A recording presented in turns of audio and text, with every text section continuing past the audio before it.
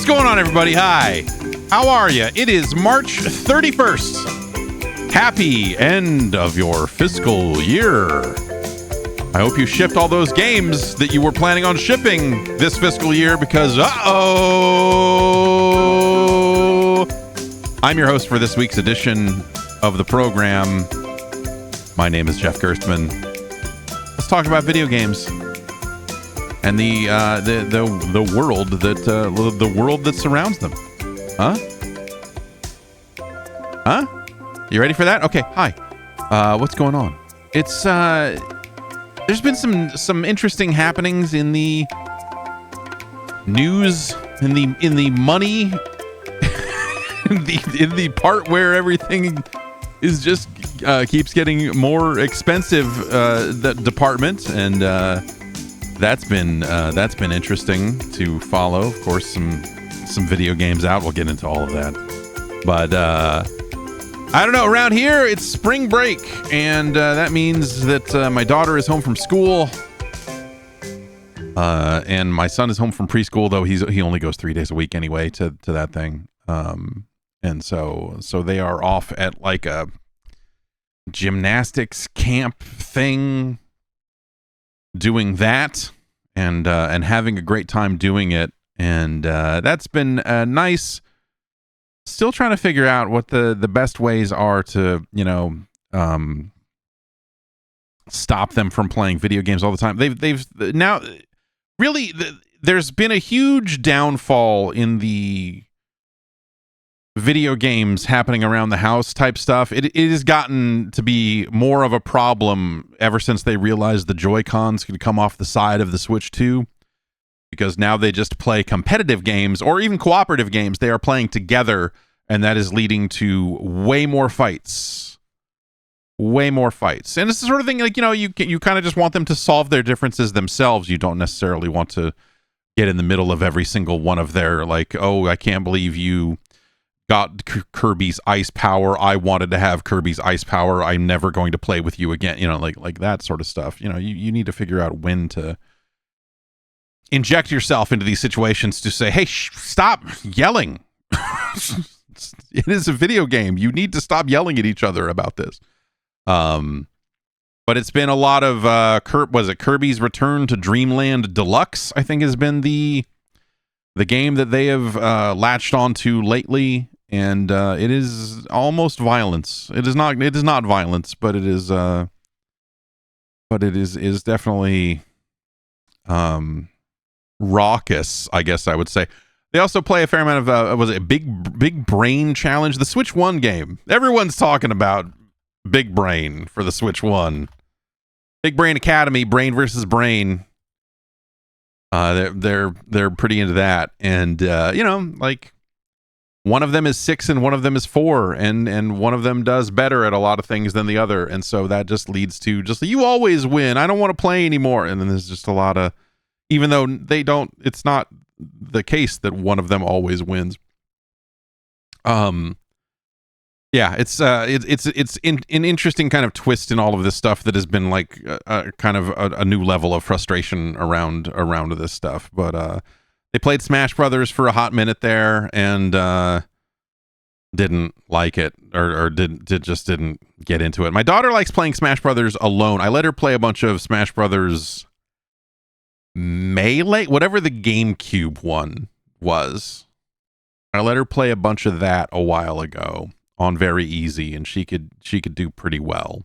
And but that hasn't translated over to playing the Ultimate or whatever the most recent one is on Switch. Like they installed that because they found out how to, dude. So okay, so here's the other thing that happened in all of this is I remembered that I accidentally bought 2 Switch 2s. So, they have been dominating the Switch 2, and I have been wanting to play Pokemon Pokopia, and then also the Super Mario Wonder add-on, the was it Mirabelle Park or whatever it is, Bellabelle Park, whatever it is. That thing came out, and so I want to check that stuff out. That Switch 2 is getting funky. The Joy-Cons were loose on the Switch 2 when it showed up, and they're looser now. It's just like I hate holding it in my hand. And so finally I realized like, oh shit, I totally have another Switch 2. Like because pre-orders were so weird and then ended up not being weird at all. I was like, well, I need to get the pre-orders in. And I don't know if you remember that night on the Discord when we were all trying to pre-order Switch 2s, but it was a fucking disaster. But eventually I got through with one, and then I waited in line to pick that up at Best Buy, and then I had another one come in the mail.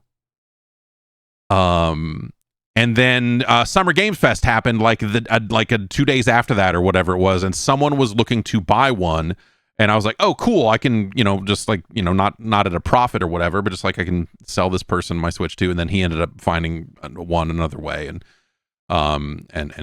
so I ended up stuck with this Switch 2, and then I realized like, oh, I actually like need to have a Switch 2 out here just hooked up to a television where it's not going to get messed with, and need to have daddy needs his own Switch 2. It's a dumb anyway. So I went through the process of setting that up and became fully aware of just how terrible the virtual game card system is that Nintendo is employing for like digital rights management across consoles. Already it was kind of weird because we had a Switch Lite that they were playing some games on there, and then they started playing on the Switch 2, and like you can only have it installed in one place. And so like when you go to launch the game, it'll say, this virtual game card is on a different system. Do you want to unload it from the different system? Which you can only do if both machines are turned on. And then it'll go like, okay, we've transferred the rights over here so you can play. And then it allows you to play. The other thing that I discovered upon setting up this second Switch 2 and trying to add it to the mix is you can only have a system can only be linked to one other system. So if you had, say, 3 systems in your family, or 4, or 5, I mean, one of those switches doesn't work right anymore. It's funky. It's got filthed up on the insides. It runs bad stuff now. But there are 4 Nintendo Switch units here that you simply cannot use. And so I had to unlink the Switch Lite, and basically at that point, it can't run any of the digital games, and I should just throw it the fuck away? Because now I have the 2 Switch 2s in the house linked together, and so there cannot be a scenario where one of the kids is on the Switch Lite, one of the kids is on a Switch 2, and then the other Switch 2 is out here. Even if this Switch 2 is not turned on, you cannot link those 2 systems without unlinking this one. And so there's a check mark, there's a toggle in the settings on the Switch 2 that says online game licenses. And this is like a really clusterfucky, really horribly named thing that is similar to on Xbox, where you have your home Xbox and then your other Xbox needs to be online, or like your home Xbox can play your games offline. Your other Xboxes, as long as you are logged in, you can play your games there.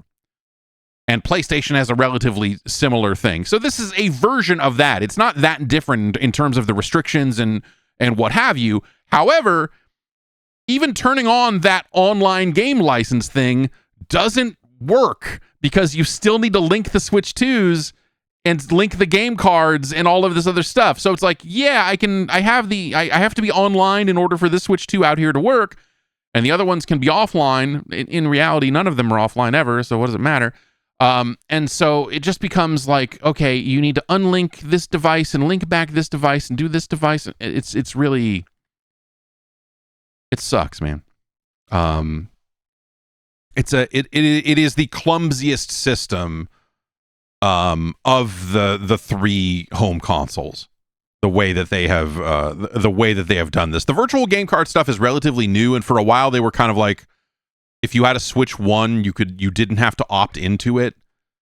And I don't know if they are still allowing players to avoid the virtual game card system. It's the sort of thing that you don't need to avoid unless you are trying to actually do something with multiple devices, and like if you're really Like it's really kind of crazy how clumsy and poorly worded a lot of it is, and a lot of the, like, even to link up to another switch, I had to have that switch nearby and turned on, which forced, I was just walking all over the house, grabbing switches and turning them on and coming out here and hitting buttons and going out. It was just stupid.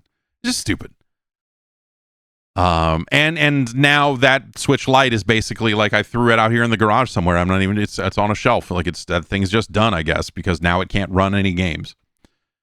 So congratulations, to everyone involved on that one. But yeah, I've been trying to play more games on Warframe came out on the Switch too, which so that's kind of a, think about that. Okay, it was 8 months ago. I believe it was 8 months ago.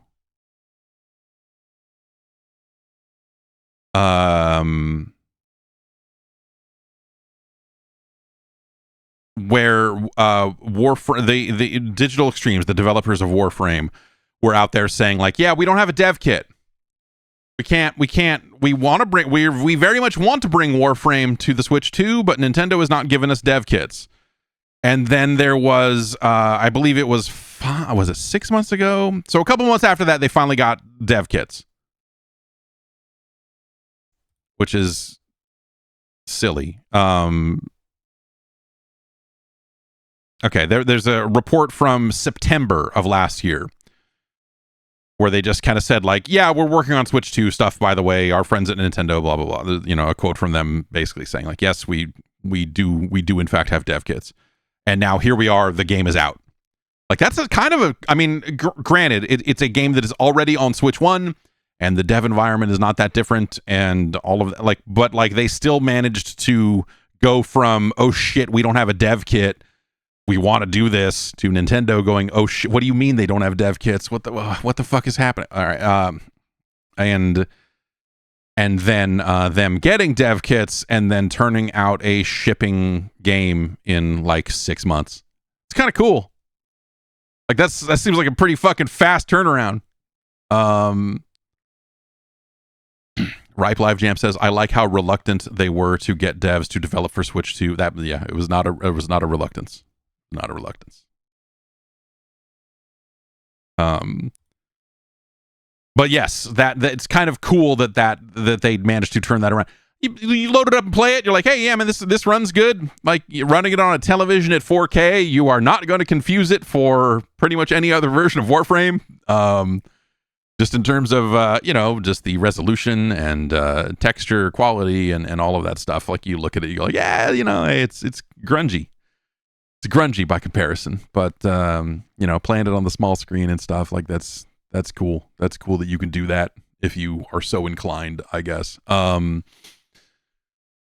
But yeah, I am all set up to finally play some more Pocopia, which I've been wanting to get into and have not had time just yet. But that's the plan, is to play a fuckload of that, and maybe some Tomodachi Life, because that all the clips of that demo. Like, it's just like, for all the shit that Nintendo gets for their relatively harsh restrictions around any kind of adult content or whatever, like anything of that nature, it is wonderful that game is as open, as unrestricted with its text to speech. And it's good text to speech for what they're, so you have two friends meeting and they want to talk about a topic. And so that's the clip that's going around, is for the two friends meeting and having a discussion, and they go, well, I'm pretty into blank. And then at some point earlier in the process, the person running the demo made it so the person says, I'm really into anal fisting. And then they go like, well, I'm also into anal fisting. And then they have a conversation about that. It's wonderful. It's really quite amazing. And so yeah, that demo is out. I guess the progress from the demo will transfer over to the full version, but At this point, I've got so many other games that I want to play that I may very well just wait for the full game to get back into it. I really liked Tomodachi Life, but I didn't end up spending a ton of time with it when they did I guess it was the 3DS game, right?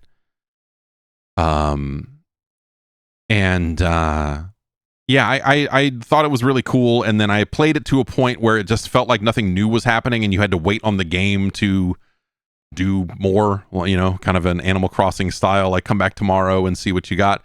But I think I got to a point with it where there just wasn't as much happening as I wanted to. Not so much not enough anal fisting for my taste. And so, I kind of fell off of it pretty quickly, but I am interested in giving that another go. People are making great characters with it, and like the character creator is very in depth and all of that, but I also that's kind of just a thing that I just don't do. I just don't really have a ton of patience to sit there and work on a character and go like, this looks exactly. Also, like, I'm not face blind or anything like that, but I am incapable of making any character in any character creator that looks like me. It's like I don't know what I look like, and I have put up pictures of myself next to it, and I still can't do a good job. Like, I'm not good at translating photos of people into created characters. I don't know what the fucking skilled gap is. I just don't know. And I just don't have I'm just no good at that. I just never have been. And so ultimately that's kind of like part of the downfall, because it's fun to create real people or dumb celebrities or whatever, and put them in Tomodachi Life, and I think that's real good and real silly. But I just, again, I don't have the patience for it, and I'm legit no good at it, and so I don't know how to get better at it. I don't know, man. It's a weird thing. So yeah, I don't really know what to expect when the full version of that comes out, other than I imagine I'll be presented with a lot of character creators and I'll just be like, ugh, I don't know, man. Part of it's like I'm sure related to like a color blindness kind of thing, because just like I can't match the colors of the hair or whatever, just like whatever it is. But I don't. It's certainly not all that. But it's strange. I don't know. I've never ever been good at that. Let's take a quick break. We'll come back and we'll talk about anime driving games and other such things after this. Hey, is your hairline creeping? Is it creeping back a little bit every time you walk past a mirror? You see it, you go like, oh wow, huh? Hey, if you want to do something about it, you absolutely can. And you can do it all online without having to go wait in a doctor's office and go talk to somebody and take a ton of time. Hims is here for you. Hims offers convenient access to a range of prescription hair loss treatments with ingredients that work, including chews, oral medication, serums, and sprays. They use doctor-trusted ingredients like finasteride and minoxidil, which can stop further hair loss and regrow hair in as little as 3 to 6 months. You shouldn't have to go out of your way to feel like yourself. Hims brings expert care straight to you with 100% online access to personalized treatment plans that put your goals first. So you can find the right hair regrowth treatment for you with flexible subscription options, access to 24/7 provider support, and once-a-day treatment options that fit your daily routine.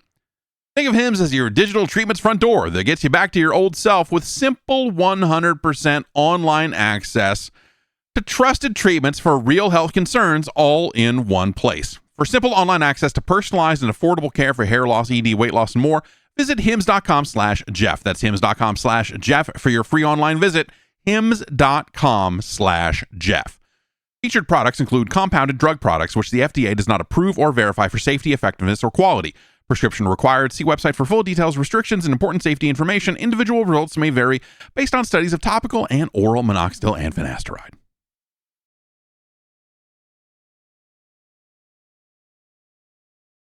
Screamer. It's a driving game of sort eventually. Screamer is apparently tied to the original old ass driving game that is also called Screamer. that came out, God, what was it, like 92? That's like pre-Windows 95, right? Yeah, that is a DOS ass game. That is a DOS ass video game right there, man. And no, it's 1996, so it's kind of probably somewhere in the middle of all of that stuff. But apparently this game it does have some sort of like, at least like the IP or whatever. I don't think there's any actual ties to, you know, between the two games, but I could not tell you a damn thing about 1996's Screamer or its sequel Screamer 2, The Ultimate Upper Decker. Hit him with a screamer. No, I don't know. Screamer is a driving game, and it is also an anime story. Anime is maybe a bit like they're going for an anime. Like it's a ton of cutscenes. Like when you play the story mode in that game, it is way more looking at motherfuckers talk than it is driving cars. And eventually that lightens up as you kind of get over the preamble of here's what this story is about and the setup for why your car can explode without killing you, and you know the tournament that you're entering to kill Gabrielle and all this other shit. They get on the other side of some of that stuff, and it kind of does get down to business. But also, like, you get through these kind of like static image visual novel-esque kind of cutscenes, which most of them are of that nature. There are a few fully animated scenes, you know, intros and such, but generally it's just, yeah, it's fully voiced, but you are kind of like buttoning through dialogue. And then you drive, and the driving is interestingly complicated. But even they know that the cutscenes and stuff, like they have a certain like, oh shit, we should probably get on with it. Like you get over the hump of like the first 3 or 4 chapters of the story where they teach you most of the mechanics, but not all of them, which is actually, they kind of do this at the wrong spot. But eventually you get a pop-up that says like, hey man, do you want to continue with the story, or do you just want to fucking drive? Do you want to get out of this and do some driving? Do you want to go back to the main menu and play the other modes? Because you unlocked all the other modes that let you just fucking drive if you just want to fucking drive. And so it's almost like they know, like, hey, yeah, it's a lot. We get it.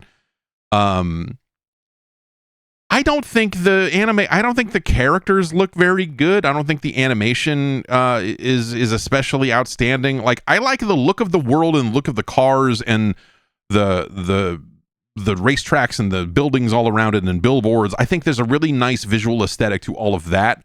But I think all of the out-of-car static visual novel stuff, I think the individual characters, I think some of them just look shitty, especially when animated.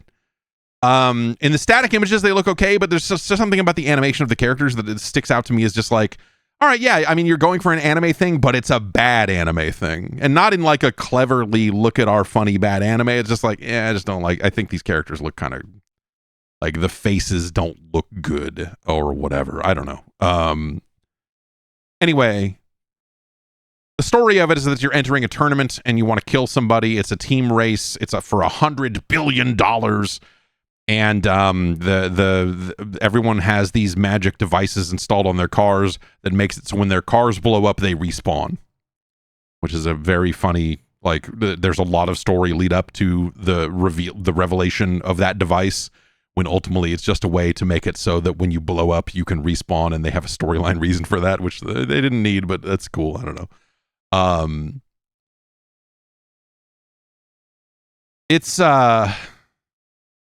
It's a lot. I don't know. The cutscene stuff is a lot, but the racing is like, it's mechanics heavy in a way that like is interesting at first, but I feel like the more I play of it, the less I like actually playing Screamer.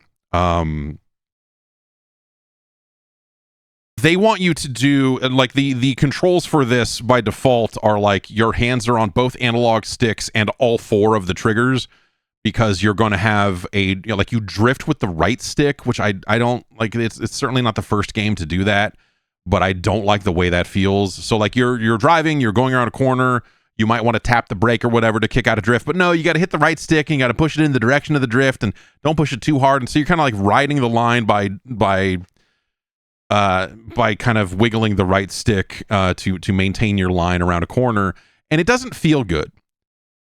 It doesn't feel good at all.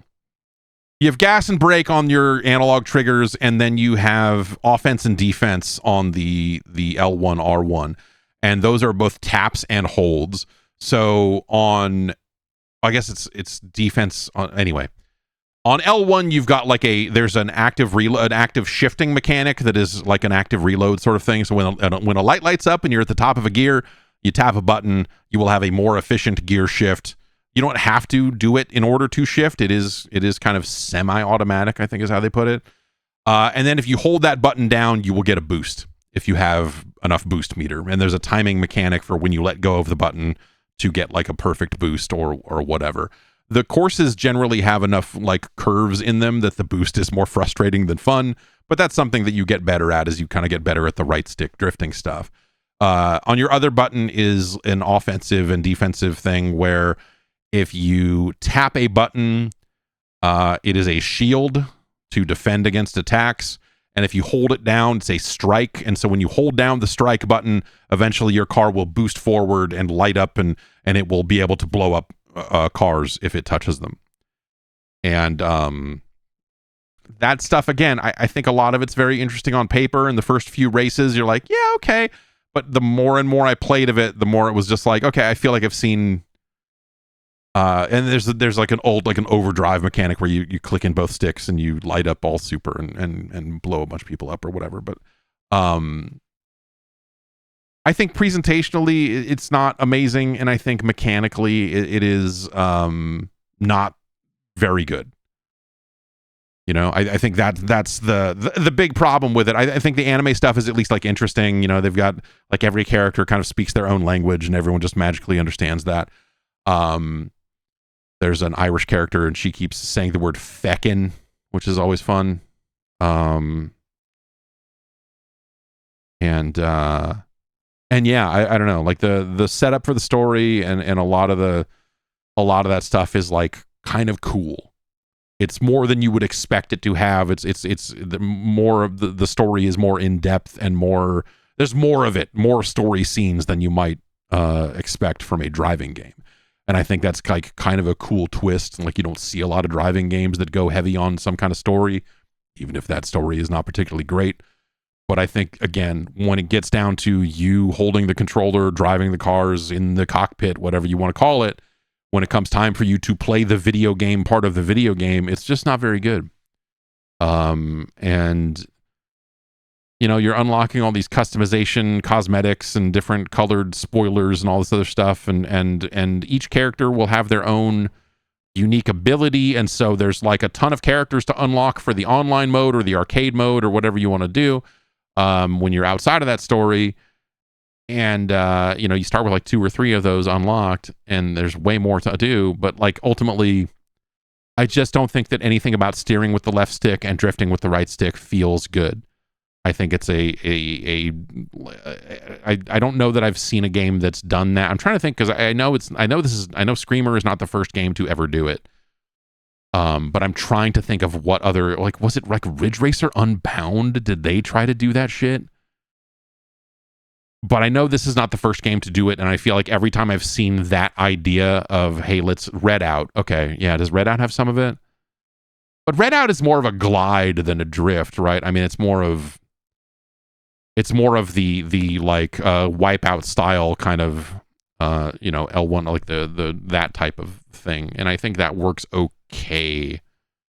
But yeah, I don't think that feels good at all in this case. So yeah, I think that's probably my big problem with it. Zorga says some people are setting the left stick to both steer and drift. Yeah, maybe, I don't know, maybe that would solve it. That sounds like it would just be overly wild. That seems like it would steer a little too loose. Inertial Drift did the 2-stick steering. Yeah, right. I think that's the game I'm thinking of. Yes. Yeah. it doesn't feel very good here, and I think that's kind of like, for me, that's where it stops. You know, you're like, okay, like this has some neat things going for it, but I don't like the driving the cars in the car driving game, so I'm done here. It's got a really nice look to it. I can't, like, I'm not interested in it enough to want to stick with it for sure, because of how that stuff plays out. But it does have some neat ideas. It's a shame. It's so rare that we get any kind of like non-licensed, non-serious kind of stylized racing game that, you know, you want to pull for it, right? You're like, oh god, finally something. But yeah, there's the way that this thing ends up panning out, not for me. I've also played a handful, like most of the first world of, let's say, of Super Meat Boy 3D. This finally came out after a very long time of not being out. It is now, in fact, out for like $25. It's a little bit less than that on Steam right now because their launch discount. But I've been playing it on PlayStation 5.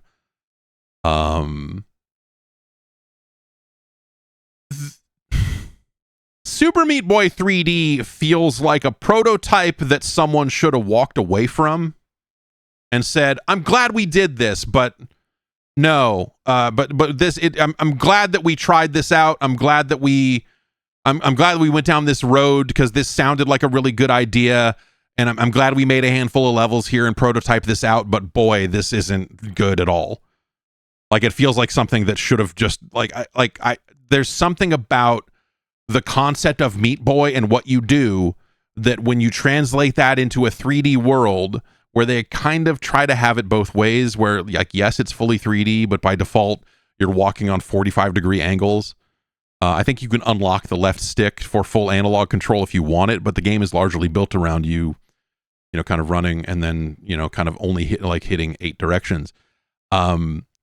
For me, the thing about Super Meat Boy 3D is that it's just, like, very hard to read. You get going very quickly, and you're trying to read the course as it goes, and the camera doesn't really turn per se, so it's kind of like there's back walls you're jumping at, and you're kind of jumping and flinging yourself at stuff, and I found that you find yourself just kind of, especially like the first few times through a level, when you're seeing it for the first time, there are a lot of situations where you just look at it and go like, I don't know what I'm supposed to be doing. Like, what am I supposed to be looking at here?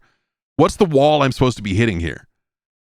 And you run over and jump. You're like, oh, okay. So I jump over here and then I glide in this direction and do this. And I think there's some stuff with the 3D camera where you're kind of going forward, kind of into the camera and judging the gaps for like, oh, if I do this too far, I'm going to land on these blades and immediately be dead. And so I need to let off the gas here. Like, you don't always get the camera is not always good enough to, like, really let you see that distance as well as you would like.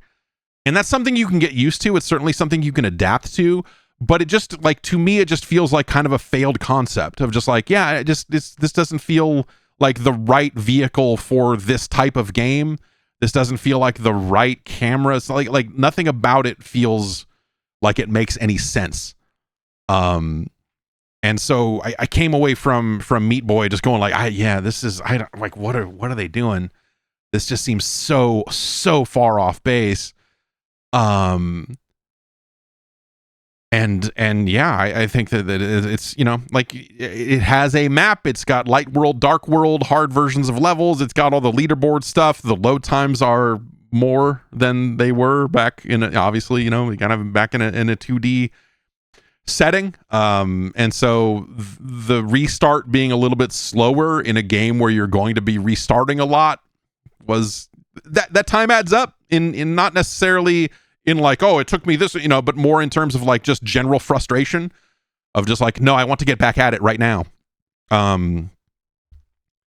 Also, if you really want to be on it with times, you need to be holding the direction as the level is loading, because it does not have any kind of like 3, 2, 1, go. It just starts and the timer starts going and you're like, oh, I sat here for half a second and now I should fucking kill myself and restart the level because I need to be holding right as soon as this level spawns if I want to get an A+. A lot of stuff there that just like I think is wildly off base for a Super Meat Boy game. I think that you could probably do some things You could probably do a Meat Boy style game polygonally and have it be a more of a 3D environment. There probably is a way to do that.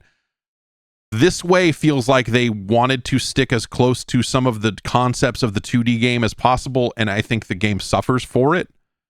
And yeah, I really did not like it. I really was just like, wow, this is I was kind of not necessarily expecting them to fully recapture the magic of the original, right?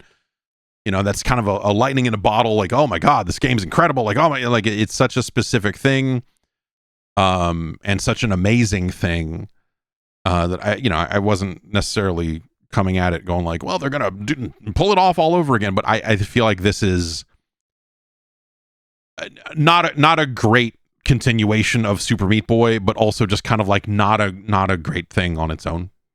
I was pretty bummed out. But I've not played through it the entire way. You could always argue that like, oh, maybe World 3 gets good, but I played enough of it to just get enough looks at enough different levels to feel like, yeah, this is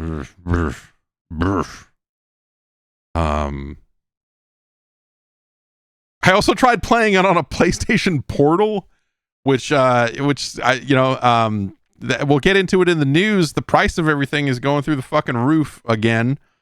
And so I picked up a PlayStation Portal over the weekend. I almost bought one of these months ago. I was standing in a Costco and they had them sitting there, and I was like, oh, I should get one of these. I just want to see what the legit first party experience looks like, because you can go play Chiaki and all these, there's multiple ways to do remote play streaming from a PlayStation and all of that. And I was like, you know what, I kind of want to see the real deal and see if it's any better. And so I almost picked one up there, but at Costco they always bundle in like carrying cases, like all this shit that I didn't want. And so they were charging $250 for this bundle of like the thing and then a bunch of stuff I don't want. Like, oh wait, no, I'm not going to do that. So with the price being increased to $250 for the base model here tomorrow, or day after tomorrow, I thought, hey, there's never been a better time to buy a PlayStation Portal, so I picked one up. It is an interesting device that I think, if you have engaged in any kind of cloud streaming sort of stuff, I think you understand what the limitations of a device like this are. I will say that, like, it does fine. It's a really, really nice looking screen. I think the speakers are a little tinny and trebly for my tastes, but it's a very small device, so not a lot of room to hide hot fucking subwoofers in it. Someone in chat says, been thinking about it for marathon, but not sure if the latency can handle it. You should never do not play a competitive game. Like, don't play a game that you care about on a PlayStation Portal. That is my takeaway. Don't if you really care about the outcome of a game and it's competitive and it's something that is going to be like latency sensitive, you shouldn't do this. You don't need to, like, I feel like the money I've spent on a PC and all, like, when I lose in a video game, it's my fault. It's me. I've bred out so many different possible points of failure or blame in these various setups of just like, well, these splitters introduce a bunch of HDMI latency and all this other stuff, and this is, like, okay, we've got enough bandwidth here that it's never going to be a lag problem, almost never going to be a lag problem, and so on and so forth. Like, when I lose at a video game, it's my fucking fault. The Portal introduces, enough latency into that environment that it feels, depending on the game, right? I was playing this. It's interesting. I was playing the arcade mode, the offline arcade mode of Ultimate Mortal Kombat 3. As part of the Mortal Kombat Legacy Collection. And I was like, you know what? This actually plays fine. Like it's not quite perfect, but it's close enough to it that, like, you know, I'm landing combos, I'm doing my thing. Like I don't feel like, you know, I'm getting kind of boxed out by latency or whatever. If I was playing online against another person, maybe that would be a different story, and you know, maybe you would notice it a little bit more. Playing something like Call of Duty, which was the first thing I fired up, you just move the right stick to adjust your aim, and you move the stick and it waits a little bit and then it moves. And that's enough to make the whole thing feel like garbage. You shouldn't play a game like that with a device like this, you know? Interestingly enough, if you have your television turned on, which why would you ever do this? But like, you can, if you were using a PlayStation Portal and looking at a television, you can actually do that. Like the controls are happening in a like, the controls are being beamed to your console or whatever fast enough to like, to where that feels good. I played half the match looking at the television. I was like, oh, this is actually totally fine. But it's the video coming back to you, the latency of that kills it.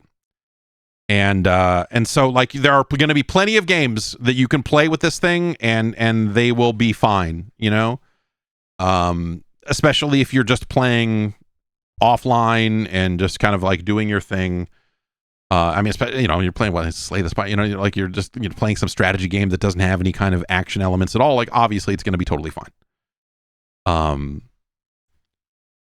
But you know, anything with any sort of latency is going to be a lot more noticeable depending on what you're doing. And Call of Duty was like molasses on the sticks. Just felt terrible, unplayably so.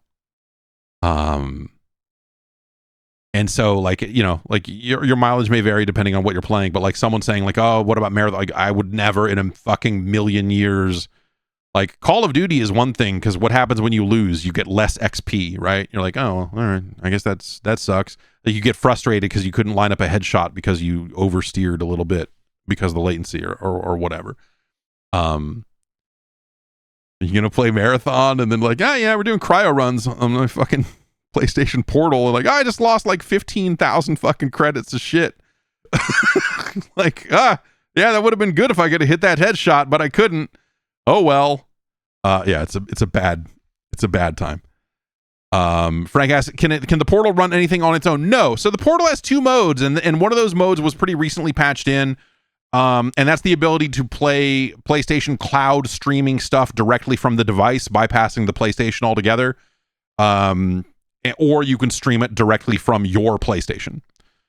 It's a, you know, they went and they took a DualSense controller and they stretched a screen in the middle of it, and it's pretty cool, except that the analog sticks are slightly smaller and I think looser. Certainly looser than DualSense Edge, but maybe not that much looser than a regular DualSense.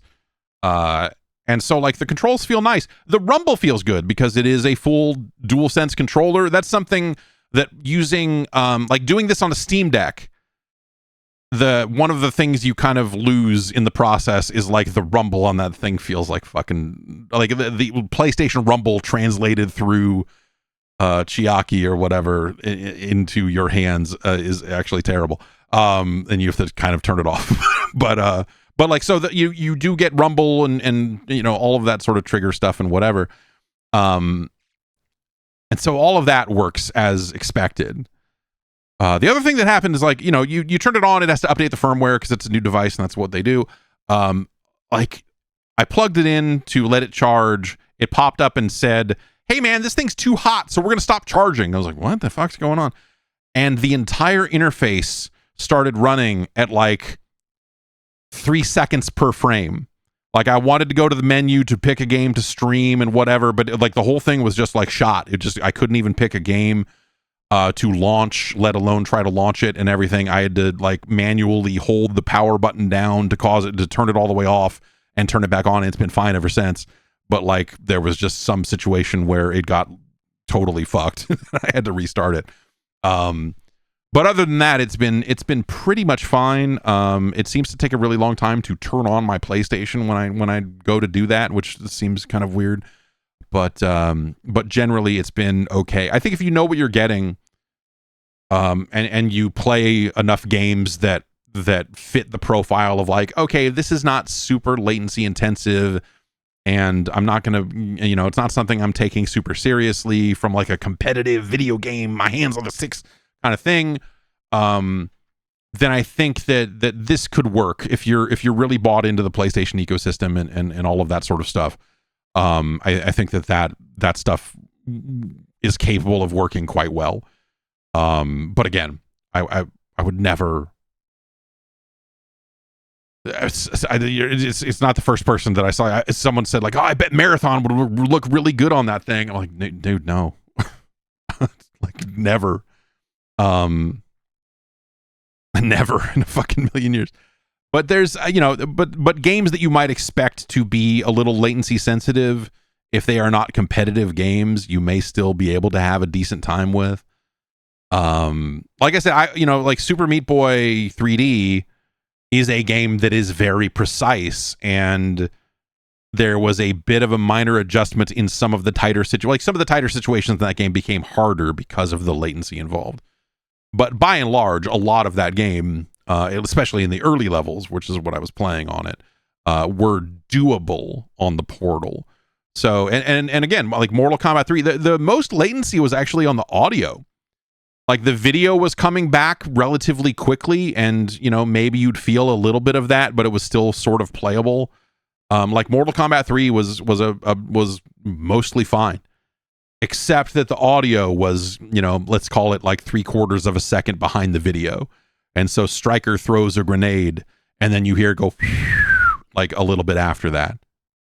Unacceptable. This is Stryker's goddamn grenade. We take it serious? No.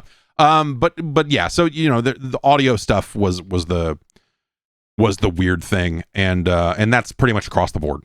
Call of Duty, same deal. Like, I'm sitting here with the speakers up on the TV and the speakers up on the thing, like it's an echo. It's a significant delay, more so than the delay on the video. Which I guess if you had to sacrifice something, the audio is the thing you would sacrifice over the video, right? But all of it just kind of adds up to just like, this is very much a less than experience. Like, go into it knowing that it will be compromised to some degree. But, if you are accepting of that trade-off, it works fine. The screen looks great. It's a nice little interface for the most part. And yeah, you can absolutely play games on a PlayStation Portal. Again, just know what you're getting into. So if you're teetering on the brink here because the price on these things is about to go up, that's kind of the nicest thing I can say about it is I think it's very capable of playing a lot of games just fine. Even games that you might think like driving games or things like that like, oh, this seems like it might not work, like like something like a Forza, like you can play it. Will you get your best times? Will you beat world records? No, but again, I think if you're trying to take a game that seriously and you're trying to be competitive and you're trying to do that sort of stuff, like, then better. You don't want to play on a stream. You don't want to play that way. There are gonna be trade-offs. Like, be smart about it. Don't go into this thing expecting it to be some flawless experience. The speed of light deems it impossible. But again, it's all right. It's all right. Is it $200 all right?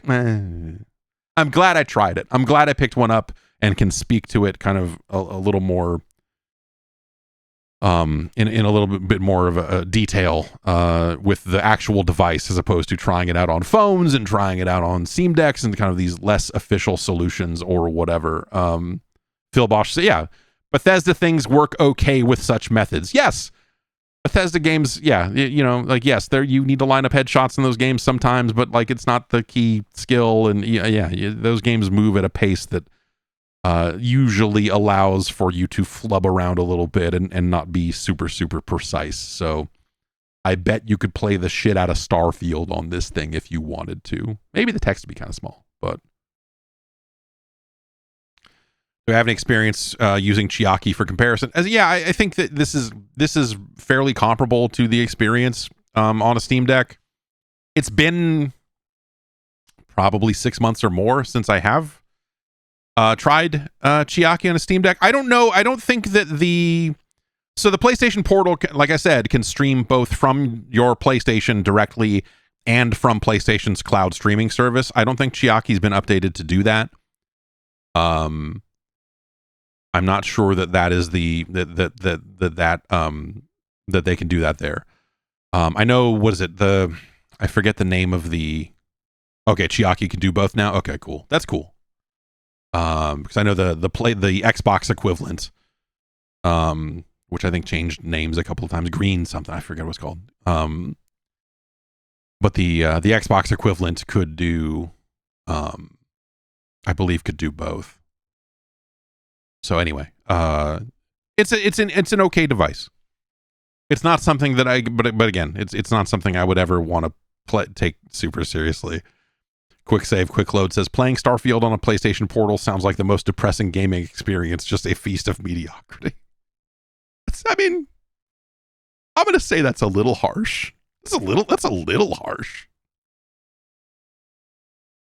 But only a little. Speaking of harsh, the price of the PlayStation 5 is going through the fucking roof around here.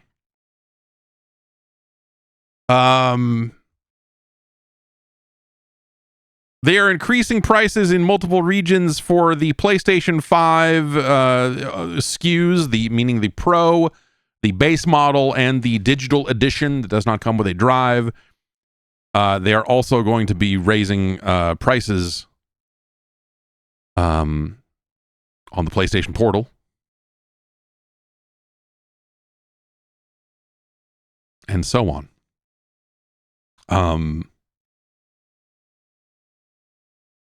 So let's see here. These prices will take effect on April 2nd. That is Thursday of this week. And Sony posted these price changes and basically said, the same thing that everyone is saying. With continued pressures in the global economic landscape, we've made the decision to increase the prices of PS5, PS Pro, and PlayStation Portal Remote Player globally. We know that price changes impact our community, and after careful evaluation, we found this was a necessary step to ensure we can continue delivering innovative, high-quality gaming experiences to players worldwide. Updated prices are effective April 2nd. So those prices in the United States, a PlayStation 5, meaning a base model PlayStation 5 with a disc drive on it, is going from $549.99 to $649.99. That is an increase of $100. The digital edition PlayStation 5, which is the version that does not come with a disc drive, is going from $499.99 to $599.99, meaning that the cheapest PlayStation 5 will now be $600.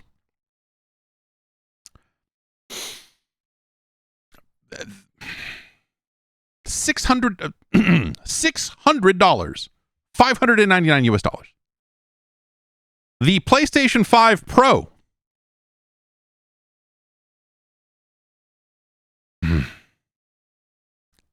was $699.99.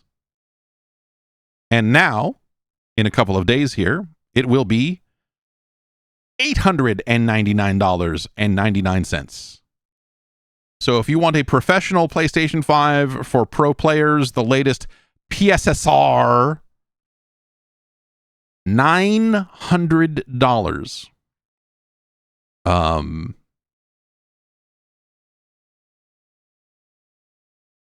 That's similar increases in other regions. They have UK pricing is the Pro in the UK is going to be $789.99 in British pounds sterling.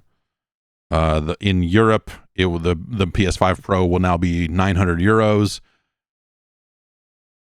And yeah.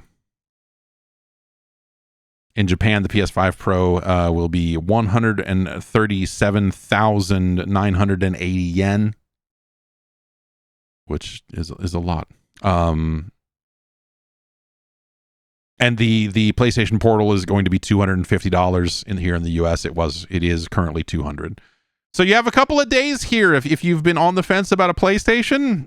You've got until Thursday to pick one up at these low prices.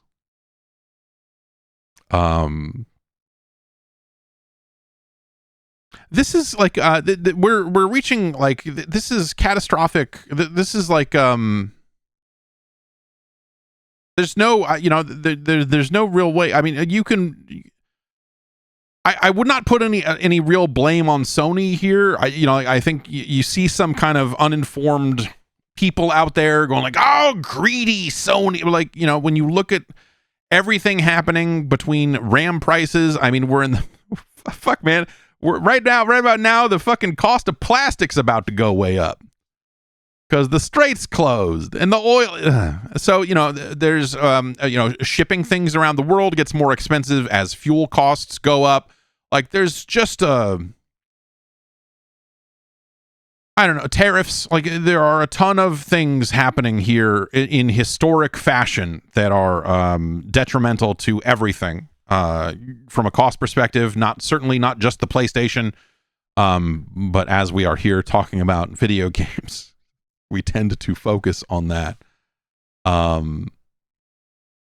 Yeah, Fun King says the price of vegetables is about to go up. It's not just a one industry. Yeah, of course. I mean, as fuel costs rise, shipping anything anywhere is going to get more expensive. So, that's something that you'll, as a consumer, when you buy things and have to pay shipping charges, those shipping charges will probably go up. The post office already wants to try to raise some prices because of that stuff. Yeah, fertilizer costs are going to go up. Like, there's a ton of things happening, all of them bad. And here we are. So there's never been a better time to play old video games. There's never been a better time to get your hands on a Mister right before the prices go up. I'll say that. There are thousands, tens of thousands, hundreds of thousands of games you could be playing for $0 additional as long as you jump through a few fun hoops. $900 for a fucking PlayStation 5 Pro. I mean, forget the 900. I mean, the base model at $650 and the quote unquote cheap model at $600.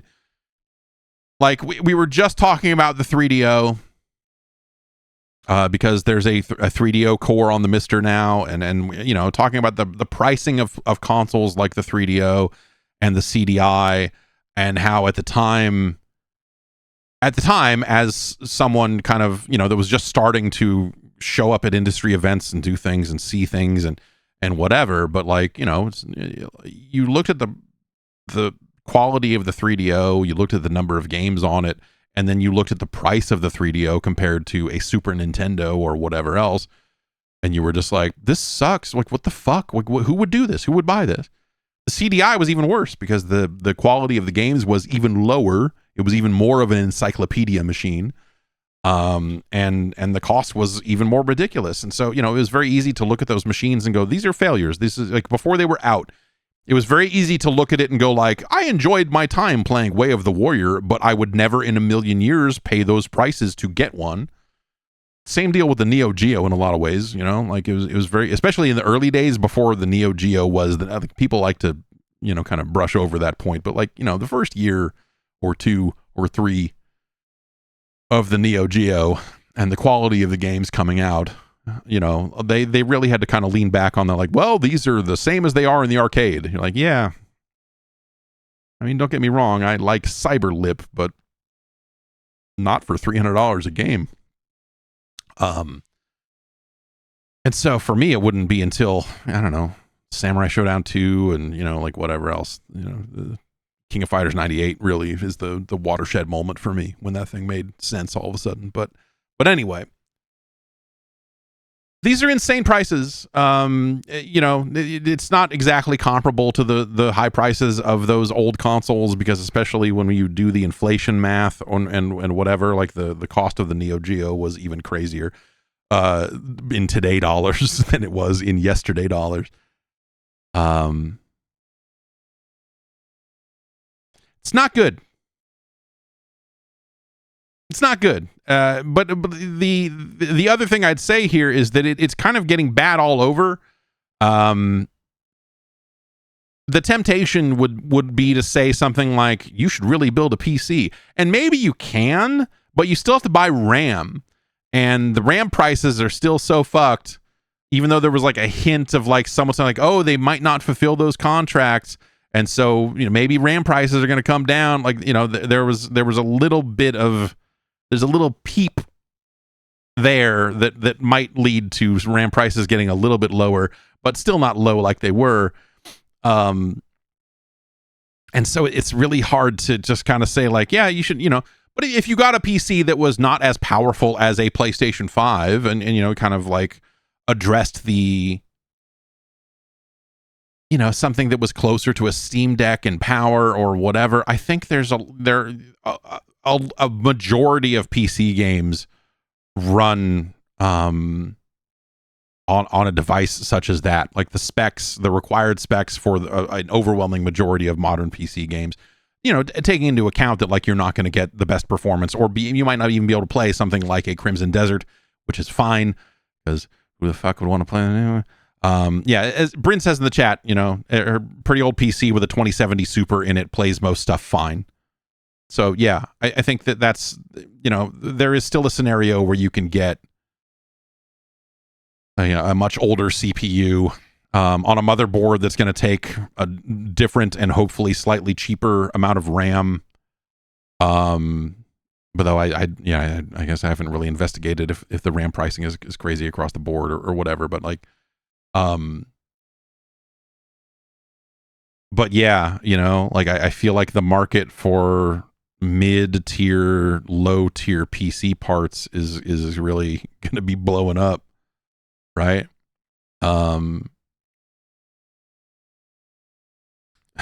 Chess says, more games need to target the Switch too. This is something, like these market factors were not really in our lives the same way they were then, but this is kind of what I was talking about prior to the Switch 2 launch, when I said, there's a real opportunity for Nintendo here on the third-party side to make the pitch of like, hey, you should target Switch 2 or a Switch 2 level of specs and then port up for the other machines, as opposed to porting down to Switch 2, because most people, like that's something that a lot of people are going to own. And I think when you look at the Steam hardware survey, and they've said as much when they talked about the specs for the Steam machine and how they chose those was, specifically they said, oh, well, we found that these specs are actually significantly better than the vast majority of, or than the average machine connecting to Steam these days.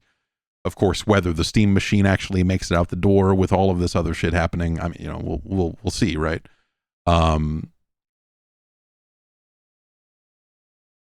It's a bad, it's a bad scenario all around, but I do think that, like, there are going to be inroads.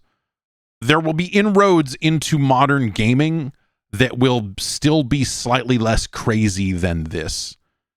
Right now, someone said it, but like, but someone said, hey, there are still some reasonably priced pre-built PCs at places like Costco. And yeah, there are still machines out there in the channel that are, that have not necessarily taken these price hikes just yet. And so, if you were in a near-term position to make a move, like maybe that would be the way to go. But I think, for players who are not looking for top-end experiences, right? Because I think players that are looking for, the players that care about like, oh, I want 120 hertz, I want 360, like those are players that already have stuff, right? But when we talk about players that might be buying a PlayStation 5 or buying a modern kind of, current generation console for the first time, that's where you start to wonder, like, have we wrapped around, have we wrapped around in such a way that, like, recommending a PC is once again like a reasonable alternative to a $900 to a $600 PS5 digital edition. Maybe not. Maybe $600 is still a good value compared to what you could do on a PC. I have not priced a PC lately, so I can't tell you for sure. But it gets close.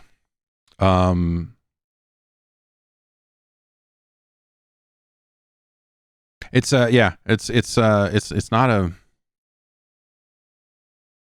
a great situation. Meanwhile, we talked about this a bit last week, but Nintendo has issued a statement, and Nintendo is decided it's going to start charging different prices for physical and digital versions of its games. They have thrown the lever. They stuck their finger in their mouth and held it up and saw which way the wind was blowing and realized retailers can't fucking do shit. What are they going to do? They barely have game sections anymore. What are they going to do? Are they going to not sell Switch 2s at all if we do this? I don't think so. And so the thing that has been the scare tactic that has prevented something like this from happening much sooner, they are now going to charge. So this is just for Yoshi's. The only game that they have announced that this is going to be the case with is Yoshi and the Mysterious Book. When they initially announced the game, this is IGN's reporting here that I'm looking at. When they initially announced the game, it was announced as a $59.99 release. That was their digital price. That is still the digital price, but the physical version of the game will be $69.99, which is $10 more. This has led to a lot of like, is this a price hike on physical games or a price cut for digital games? Nintendo would like you to think of it this way. This is the statement they issued to IGN. The cost of physical games is not going up. This means that when Nintendo sells digital versions of Nintendo-published games exclusive to the Nintendo Switch 2 to consumers in the US, those prices will have an MSRP that is lower than their physical counterparts. Retail partners set their own prices for physical and digital games, and pricing for each title may vary.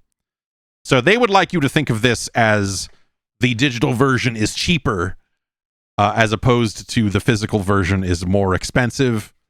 And this has led to some amount of bickering on the internet about which one is true. I don't think it matters. Ultimately, I don't think we can have the perception conversation and whatever, but like, this is a situation where, you know, the majority of players today are buying digital versions of games. The benefit to Nintendo in doing this, I think, is it happens at multiple levels.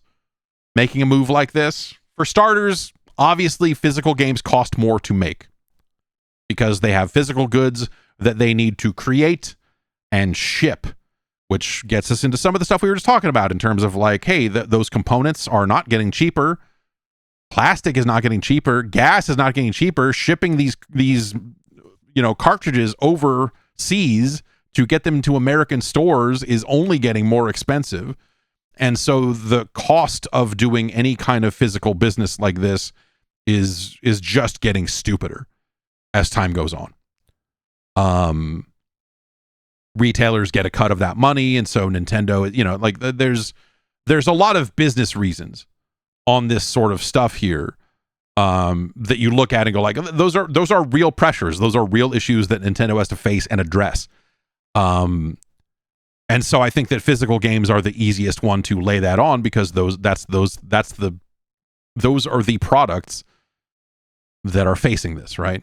They chose to go with this much faster memory or the much faster storage on the Switch 2, which makes these cartridges significantly more expensive to produce than Switch 1 cartridges were.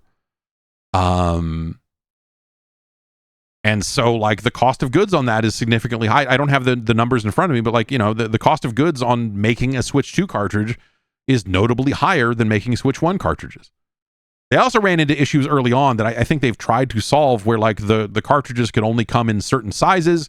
They had not addressed the multiple sizes of games, and so even if your game was small, if you wanted a physical edition, you needed to get the 32 gig, you know, like whatever whatever the minimum size was, and so you were paying for goods that you weren't even using because your game wasn't that big in the first place, and so that's even more expensive, especially for smaller developers, which led to the key card as being a potential alternative there because it, ends up being a little bit cheaper to make, though no one is satisfied with the game key cards, I think.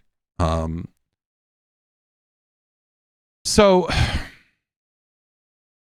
I look at that and say, this was all stuff that felt like relatively inevitable. Also of note, is that most of the consumers on Nintendo's platform are buying things digitally.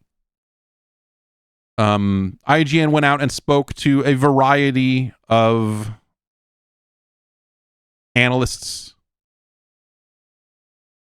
Matt Piscatella and others, about this sort of stuff, and they all kind of have slightly different views on this as well. Reese Elliott, who is at a place called Alinea Analytics, gave some quotes to IGN for this as well, that came with a little bit of stats here. I'll just from the IGN reporting. Elliott adds that Sony and Xbox have seen increased shares of their audience buying digital games. There's a typo in this thing, I think. Over 80% of software sales on each console is digital. So on PlayStation and Xbox, over 80% of their sales are digital currently. Nintendo is lower. Nintendo's digital sales are sitting at around 63% of total software sales in 2025, according to IGN, which is according to Reese Elliott, who's an analyst. That is still a majority. And so there is still a situation here where you're like, hey, we can probably afford to make this move now, and we will certainly not anger the majority of our customers. And I think that is, again, as I've said, I think that a move like this was eventually inevitable, and I do feel like we're on this long road to physical copies of games being the special edition vinyls that they're going to be all done small batch boutique style, except for the biggest games, the biggest, most mainstream games will still get what they get. And this is going to take a while, right? I'm not, like GTA 6 is going to, you'll be able to find copies of it in a fucking store. But as time goes on, we will probably see more of these boutique shops pop up, a la limited run games, though hopefully with a better track record of getting things in people's hands than limited run games has, that will be responsible for this sort of stuff for a lot of the kind of smaller developers that want to do physical. Nintendo will be able to continue to do their own physical games whenever they want to. They've got the infrastructure, obviously, and all of this stuff, right? They don't need to partner with somebody to do that. But I do think that that's something that, this is all going to... I do think that this is all going to head in this direction. There's not a lot of good reasons to not do this for anyone involved. And when you stack on the realities of game distribution and game updates and patches and all of this other stuff, I do think that like the argument for physical copies of games, I think, becomes sort of ridiculous. You're not preserving anything. You're preserving some game assets that no longer work. You're preserving something that doesn't have any of the patches installed on it. You're just not. Here I am 407 in chat says it's like getting an AOL download CD. Yeah, it's sure. Yes. Not quite. But yes, it is akin. You're getting something that is not useful or as useful as you want it to be. The internet is still a requirement for a lot of these things because, again, games are getting patched, content is getting added. Some games require servers to run at all. The best thing you're doing is preserving, like, hey, it's the same reason why, like, the idea of a gone gold announcement is dumb. In the 90s, dev teams would fucking take pictures and they'd be holding the disc, they'd be holding the CD and going, look at this. We're sending this off to manufacturing. Here it is, our gold master. We're fucking done making the fucking game. Holy shit, we're done making the fucking game. Now they work as hard as they can right up until the point where their release date, like they have to submit the game They have to clean up a build. They continue working on it because they're going to have a day one patch because they're not done. They're also working on post-release content kind of in conjunction with all of this stuff.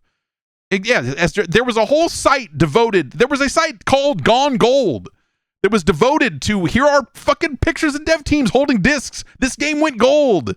That means it's going to ship soon because the release dates weren't as locked in stone as they are today because you didn't always have fucking huge pre-order and marketing campaigns and all of this stuff. So the game was done when it was done. And so the Gone Gold announcement was the indicator of like, oh, this game's actually going to come out now. Nowadays, that's a foregone conclusion. It'll come out and then 2 weeks later it'll be shut down and pulled off shelves or whatever. But the idea of a game coming out is just kind of another bump on the road of a game's lifespan, right? Game shipped. What are you guys doing? Still working on the game. Go. Yeah, I guess so, huh? And so I think that sort of thing is just, you know, like it becomes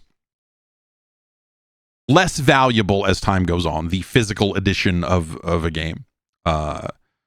Except for people that want to be collectors and all of that stuff. But I think the people that are trying to like preserve, you know, the people that are trying to take that argument of like, we're preserving games and all this other stuff, like that's not like preserving games is like scraping CDNs for fucking package files, you know, and waiting for people to find a way to do anything with those. Preserving games is like, hey, every time a game gets patched on Steam, I'm going to take the entire directory, zip it up, and put it over here with a date on it, so that we have all these patches in case we need to reverse engineer something for a private server somewhere later on, and that even that stuff is not necessarily, you know, preservation is like preserving source code. It's preserving like a ton of stuff internally at studios that doesn't get done also. But it's you're not preserving much by just having a physical copy of a thing. Ultimately, I don't think that's a very valuable argument when we think about the way that games are made in these modern times. So yeah, I think it's ultimately it's a foregone conclusion to me that we will continue down this road. I do think that like this is going to lead to Nintendo will blaze the trail on this, much like they tried to, you know, okay. Nintendo did not think they were blazing a trail for $80 games when the Mario Kart thing happened. And then a couple of other people tried it, and it was a real touch the stove moment for a lot of folks, and Microsoft backed away from it.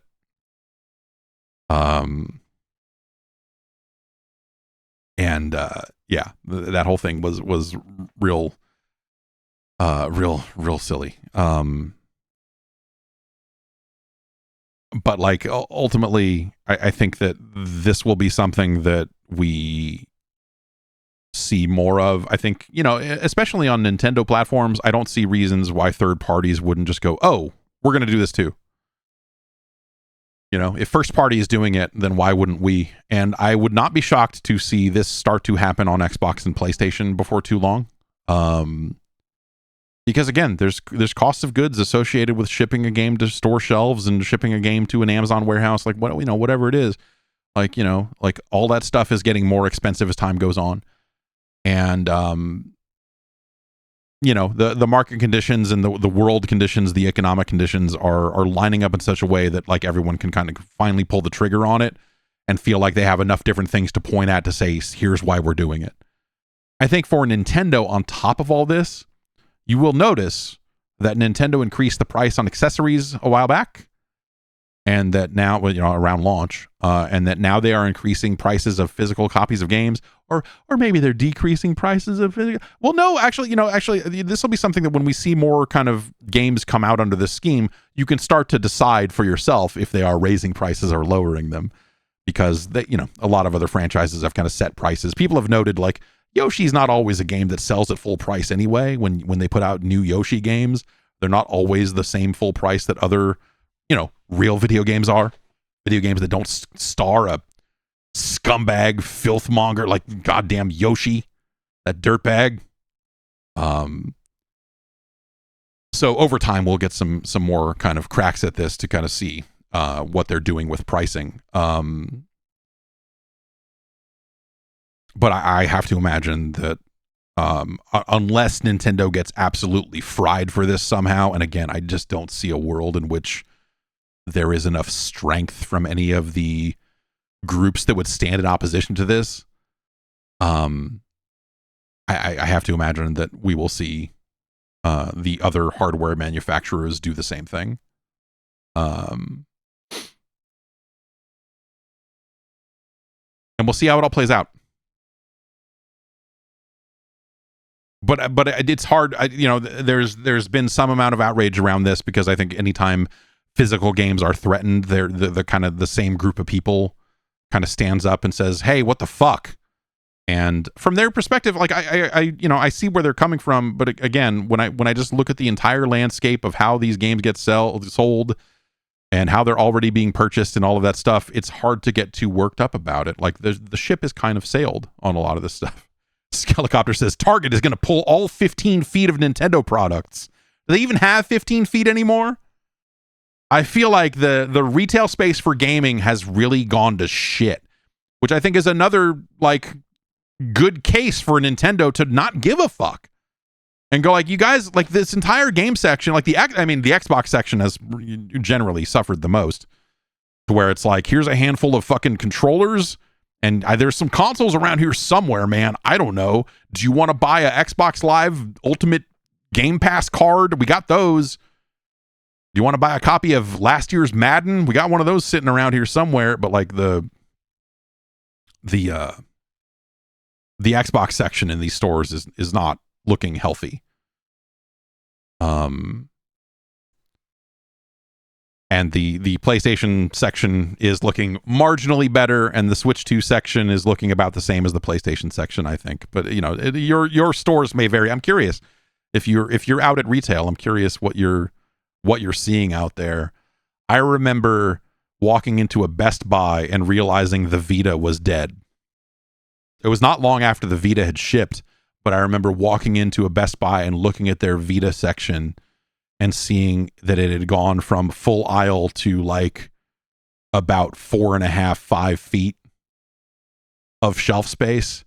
And it was a mess of just like stacks of fucking, like, it was not a case of like, we've got all these games in protective anti-theft stuff so you can't steal it. And it was just like, nope, here's a shelf where we dumped all the Vita games. Fucking have at it, I guess. It was very clear, like very immediately. It was like, oh, the Vita is dead. Like this is like this retailer is fucking done with this thing for sure.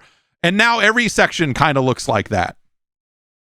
It's a real fucked up situation. I don't know, but again, people buy games digitally. Why wouldn't you? You get them faster. You get them as soon as you possibly can. Unless you're in a position to get early access to a retail copy of a game, which is always nice because they often work. Except for in cases where games connect to servers and the servers don't go up until a certain time. It's nice sometimes to get a physical copy of a game. But generally speaking, yeah. Gruesome Gary says, I don't go to stores anymore. Yeah. Right?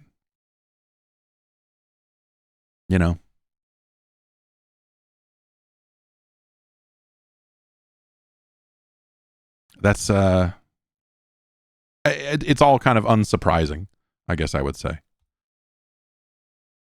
Also on the Nintendo front, perhaps a fresh bout of leaks of some of their games coming this year, as well as Nintendo leaking some of its own information for its upcoming film. I guess this is kind of a 1-2 punch here. This is sort of weird, man. So tomorrow, the Super Mario Galaxy movie will open in theaters. Last week, Nintendo ran some stuff on social media with a picture of one Fox McCloud.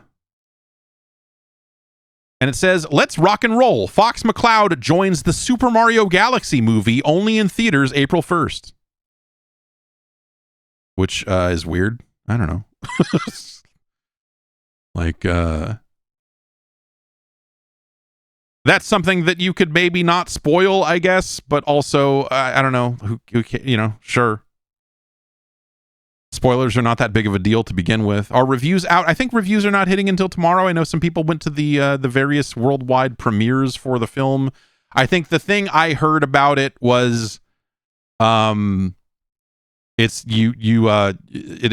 every complaint about the first movie applies to this one, but who cares?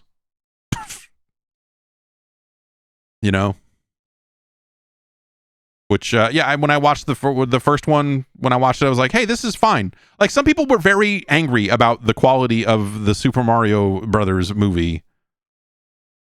And I watched it with my kids, and it was fine. I don't know. It was totally okay. It was a kid's, I don't know what people were expecting out of that thing. I felt the same way about the Minecraft movie. There were people that were like mad angry about the quality of a Minecraft movie, the movie.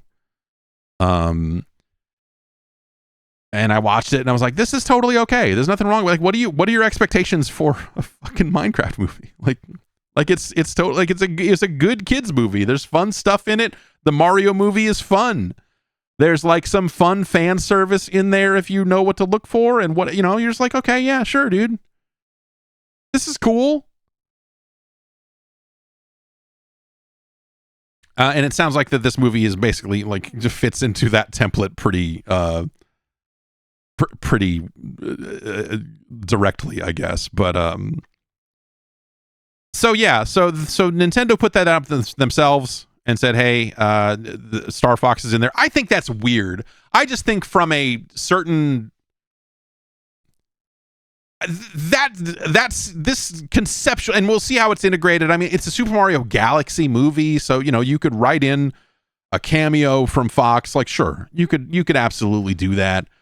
Those are different universes, man. It's not... I feel like for a second Super Mario Brothers movie to be introducing characters from outside of the Mario universe, I think is just like, I think that's weird. And maybe they do it like, maybe they do a Smash Brothers movie. I think that would be really dumb, but I do like the idea of a movie where Kirby is the main and most powerful character. So I would be on board for a Smash Brothers movie, specifically because the actual the canon in universe, the real story of Smash Brothers is actually fucking crazy. And if they translated that into a film you could watch, I would be extremely on board with that because that'd be really fucking weird. And yeah, I would be very interested to see what the fuck they would do. So hopefully we get there. I don't know, man. I don't even know what the fuck.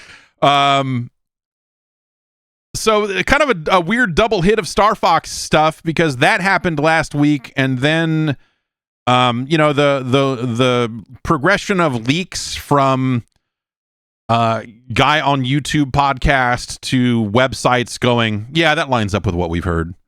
I feel like that's most how a lot of stuff leaks and then gets kind of locked in these days. That is what has happened with a lot of Nintendo's lineup for this year. Nate the Hate is reporting, and then this has been corroborated by websites such as videogameschronicle.com. You're home for the news. Who say what they say about it is like, Nate the Hate shared a plethora of information about the company's 2026 plans, which matches with what VGC has heard from our own sources. I trust VGC in a lot of ways, and I think that their Nintendo, they know what the fuck they're talking about over there.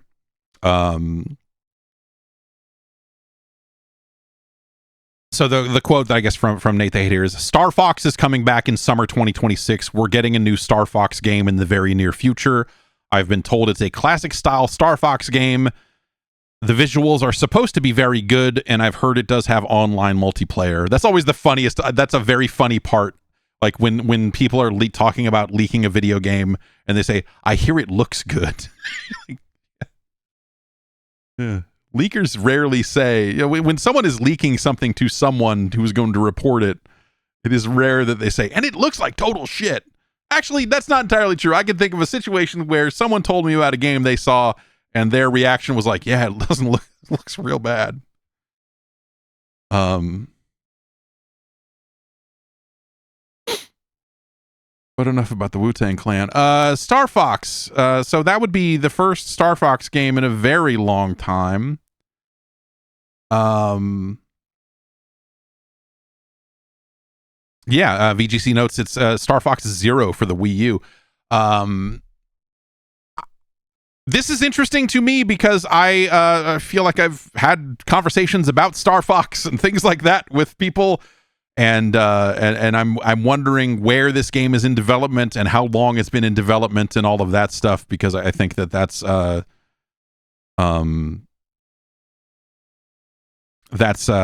potentially very interesting. I'd be very curious to know who's making it, and if it's being made internally or if it's something that they outsourced, because Nintendo is certainly not above tricking someone else into making a Star Fox game.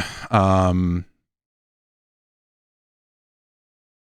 also don't necessarily think that that's a huge slam dunk. I mean, like Star Fox is cool. I would also say that I think that a lot of the Star Fox games have been mixed. I mean, especially lately, right? I mean, it's not like it's been some amazingly well received thing. Like that Wii U game was ass. I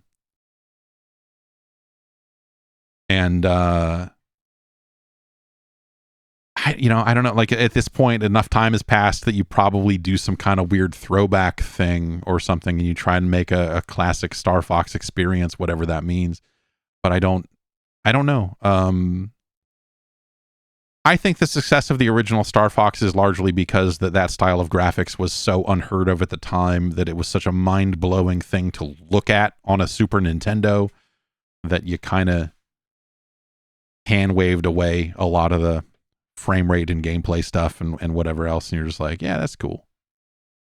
And then I also think that every Star Fox game they've made since then has not been very good. So,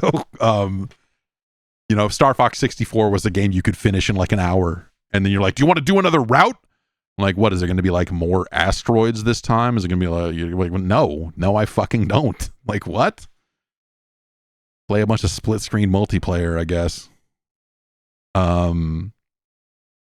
So yeah, I don't know. Like I feel like I like Star Fox conceptually, but I feel like the games have always been kind of disappointing. And Star Fox Zero in a lot of ways felt like the ultimate realization of that, of just like, oh yeah, Star Fox. Yeah, they made another Star Fox. Like, Jump Again has solved the problem in the chat by saying Star Fox should be more like Ace Combat. You're right. Yes, I think if they took the game more seriously and just a smidge more seriously. I mean, you don't need to make it. Yeah, Rogue Squadron, sure. Like like a little bit more in that direction. I think that could go a long way. Or just like really quadruple down on like, we're gonna make the sickest rail shooter you've ever seen, and you sit down and try to make a game that's better than Sin and Punishment. They won't. But boy, what if they could? That'd be nice. In addition to the Star Fox news, no Mario, no 3D Mario game this year. That's off until 2027, according to this. And instead, well, not instead. Instead's kind of a weird thing, but because this is the 40th anniversary of The Legend of Zelda, there will be a remake of a little game called The Legend of Zelda Ocarina of Time. And that's a kind of H2 more holiday era release, an Ocarina remake.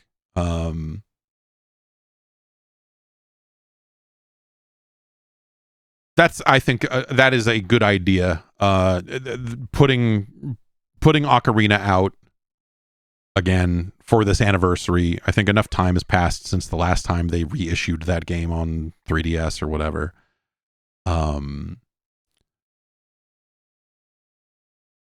I wonder what you would. I don't want to play Ocarina of Time again because I really liked it when I played that game in 1998. And I don't like it. And I see these people, they're in the chat right now. I see them saying Ocarina is not good. I see them saying, no, they shouldn't do Ocarina. They should do Wind Waker and they should do this and then fuck Ocarina. I see people saying, fuck Ocarina of Time. That game is dog shit. And I think those people are monsters. And this is why I don't replay Ocarina of Time, because it was an amazing video game. And I don't want to ruin that for myself.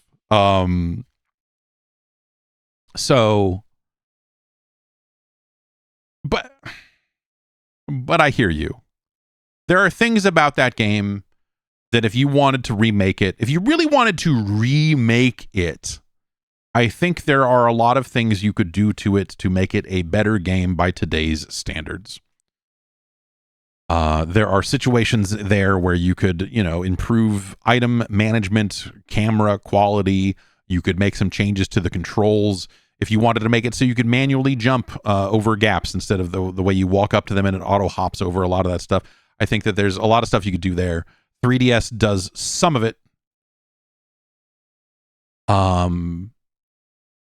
But I think if you were to fully sit down and re-engage with that story and that world and update it just from the engine level up, hey, we want to make this one contiguous thing. We're not going to, all these load times and transitions and everything else, like ditch it, like just make a bigger, better game. I think there's a lot of stuff there that could be kind of fucking cool.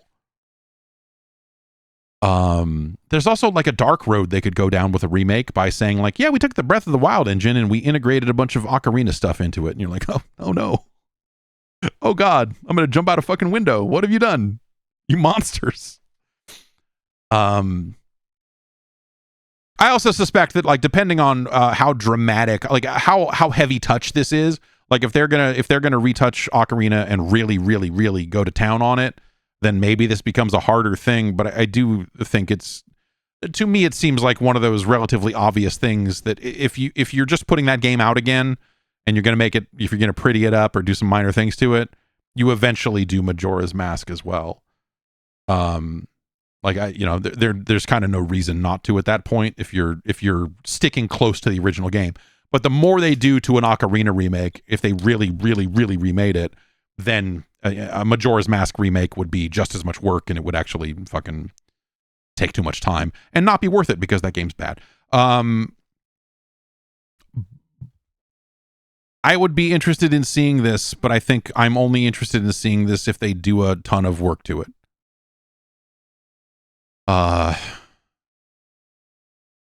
And I think that that's a very dangerous road to go down. Obviously, when you do a lot of work to a classic, you run the risk of fucking it all up. But I whatever the outcome, I think it is very much the right choice. People are saying in the chat that Majora's Mask is better than Ocarina of Time, which I find crazy. It's like, what do you like about video games? Do you like sitting in menus? Do you like manipulating what your C buttons are going to do, so you can swap masks on the fly and do like fuck that? What a miserable video game. Yuck. Majora's Mask makes sense as a thing that like you had to buy. Like if the 64 DD had been more of a success, it would make a lot more sense for something like Majora's Mask to exist, because you'd be like, oh, it's just a fucking weird add-on. I don't know, it's a fucking crazy hack thing, and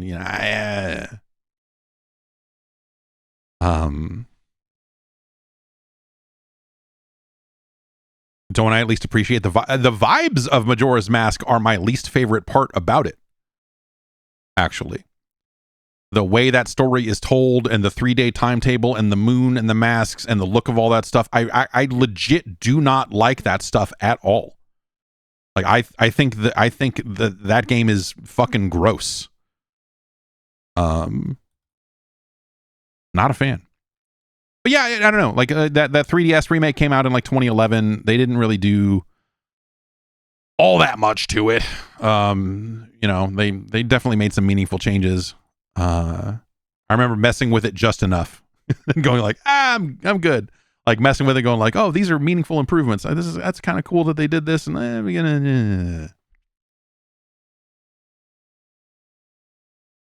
So I hope that they would do something else, or something more dramatic. You know what I mean? Let's see. Xbox had a showcase announcement where they said what they're going to be doing in June.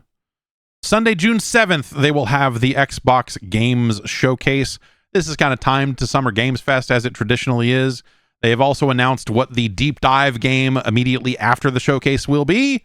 It will be Gears of War E-Day.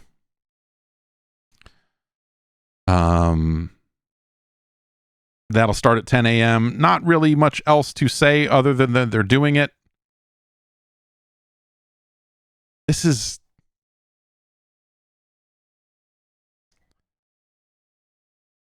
I've been thinking about, because this game is getting closer and closer to release, because it is going to emerge sooner rather than later.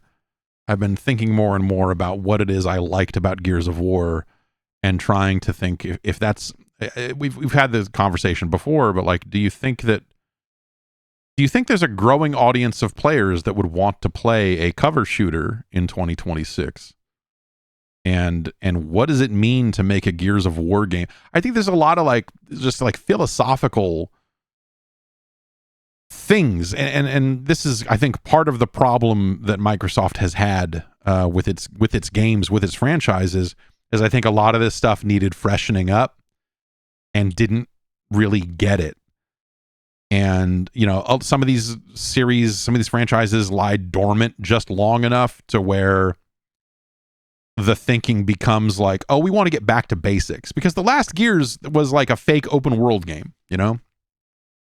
It was the structure was not that different from something like ODST, whereas you've got this kind of like vague open space, and there's a few things you can do in it, but kind of not really. But what you're really doing is going to points on the map that spawn, that turn into very traditional Gears levels. You creep through a crack, it loads it up, and on the other side of it is Gears of War, as you've always known it. And then you finish it, and then you're back on your skiff or whatever the fuck it is, and you're out on the ice going around, you know, for really no reason. I think that stuff was not a bad idea, and I would have liked to have seen them kind of continue to develop in that direction. But Gears of War E-Day probably is not that game, right? Because it's retelling the story of Emergence Day. It's retelling the early stories of Gears of War. You're like, what is that? I mean, my Gears lore is a little... My Gears of War, Gears of lore is a little rusty these days. So the Pendulum Wars were humans fighting humans, right? And then Emergence Day was when the fucking the monsters came out of the ground. The Strogg. They're not the Strogg, but it's not important. I can't remember what they're called. Holes in the ground opened up. The Locust, sure. Is it really the Locust? Is it really the Locust? I don't even know. It is okay. It's the Combine. The Flood showed up, and then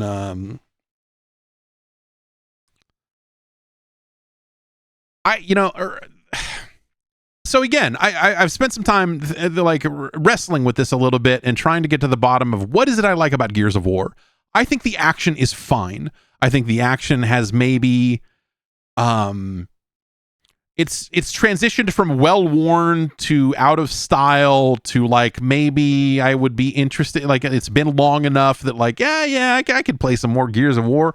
But the cover shooter, the stop and pop cover shooting of Gears of War is something that like I've had a lot of over the years, and I'm not sure that another full game of that is something that I am like immediately ready to sign up for, and I would appreciate something that changes it further. However, by making a game that is a prequel, I think you're also kind of getting into some of the gear. I don't like Dom. I like Marcus Phoenix. I think Dom fucking sucks. When Dom died, it was like, oh, okay, yeah, that's some real heartstrings type shit, but also fuck that guy, whatever. Baird is worse. I mean, Baird, fuck Baird, man. They at some point they thought that Baird could fucking headline a whole ass Gears game. Nope, absolutely not. But I think the idea of like taking it back to the early days of Gears of War is like I don't need to be in a time period where Dom is alive. I think that sucks. So yeah, I don't really know. I was interested, like they kind of had me on the hook a little bit with the way that the last Gears ended, because it did end in something of a cliffhanger. But instead of following up on that, they're doing a more extreme version of what they did with Halo. Whereas Halo Infinite just kind of pivots away from like, hey, we set all this stuff up that we're just going to kind of sweep under the rug a little bit here and tell a different story. And not really get into to the degree that you wish we would. Gears feels like it's just like, hey, we led up to this like very deliberate cliffhanger, and then I don't know, man, shit happened. We thought we would make a spy game, and then we didn't. Now we're making a Gears game again, and now we're doing this. And like, you know, it's just kind of a weird thing, man. I don't know. I'm very curious to see what they're showing. I know I talked to someone who played Gears E-Day in some kind of testing environment, and the report back was, yeah, they're making a Gears game. It's a lot of gray boxes right now, but they're very much making a Gears game. So I'm curious to see if there's anything else going on there, and how people will take to it. Ultimately, like Gears of War E-Day could be an amazing Gears of War game. It could be the best Gears of War game. What will that mean? What will that do? Is that something people want? It feels like the people above a certain age, which I guess the entire gaming demographic for full priced products is aging anyway. So maybe this is not as crazy of a thing. Like no one's making a Gears of War game going like, this'll peel them kids off Fortnite. We're gonna get them. Like no one's going into this project thinking it's gonna like compete at that level or do those sorts of numbers, right? I mean, it's, you know, like whatever. So maybe it is just like, hey, we're making a throwback game for people who want a throwback game. And if they make a really good horde mode, if they make a really good multiplayer co-op thing, that'll be awesome. They'll try to, you know, do their competitive multiplayer thing, but if they don't, I think they're stuck. There's no way for them to improve competitive Gears multiplayer because there's enough of a fan base for the roll around shotgun thing that Gears of War is currently, to where they don't want to alienate those players. But what they need to do is alienate those players and throw that entire thing out in favor of a completely different style of a mix-up of weapons and meta, like whatever you want to call it.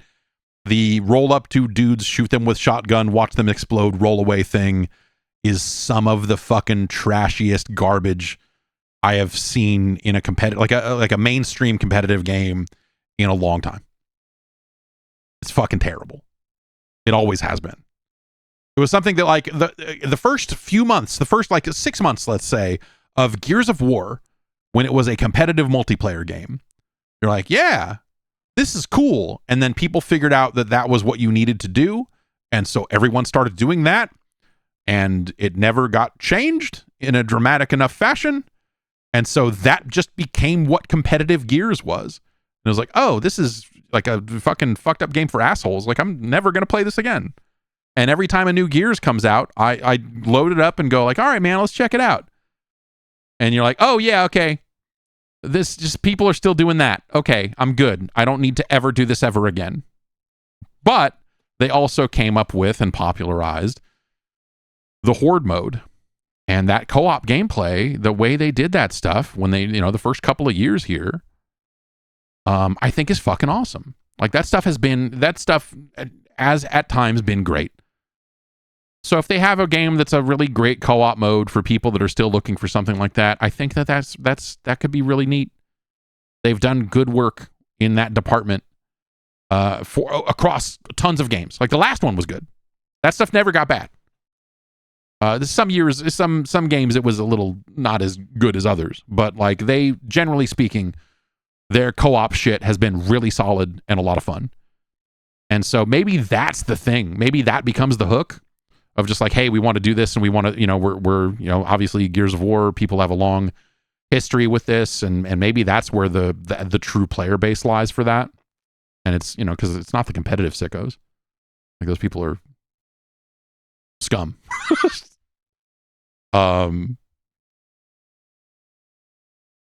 But we'll see. June 7th, they will talk more about Gears as well as a lot of the other stuff they're working on. This will be after Forza ships, right? Because that's a May release.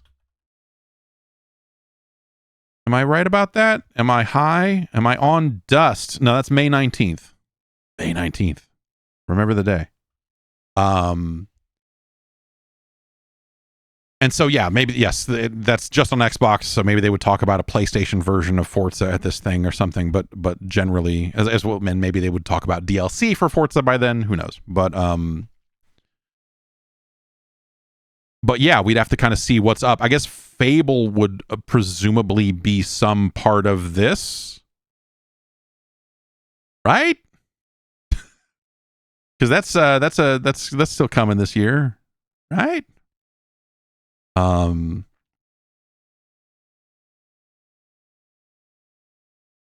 the Halo remake, I guess that's probably the other thing, right? They would presumably say something about the Unreal Engine Halo 1 thing that they're doing.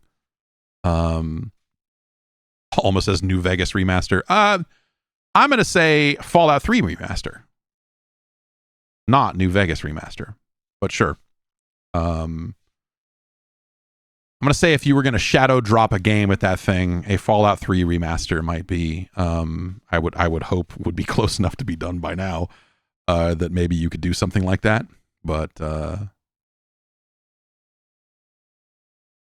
yeah, we'll see how all that stuff. And then, yes, presumably they will talk about new hardware. That's kind of the other thing about the PlayStation pricing that we didn't necessarily get into.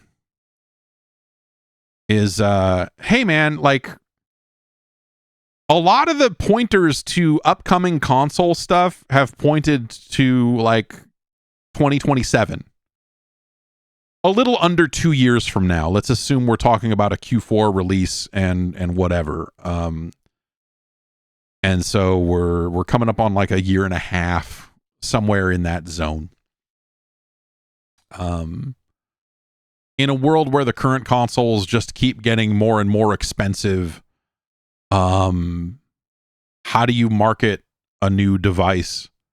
And I think that Microsoft will have an easier time marketing their thing than Sony would, because with the Xbox, they are in a transition. We talked about this a little bit.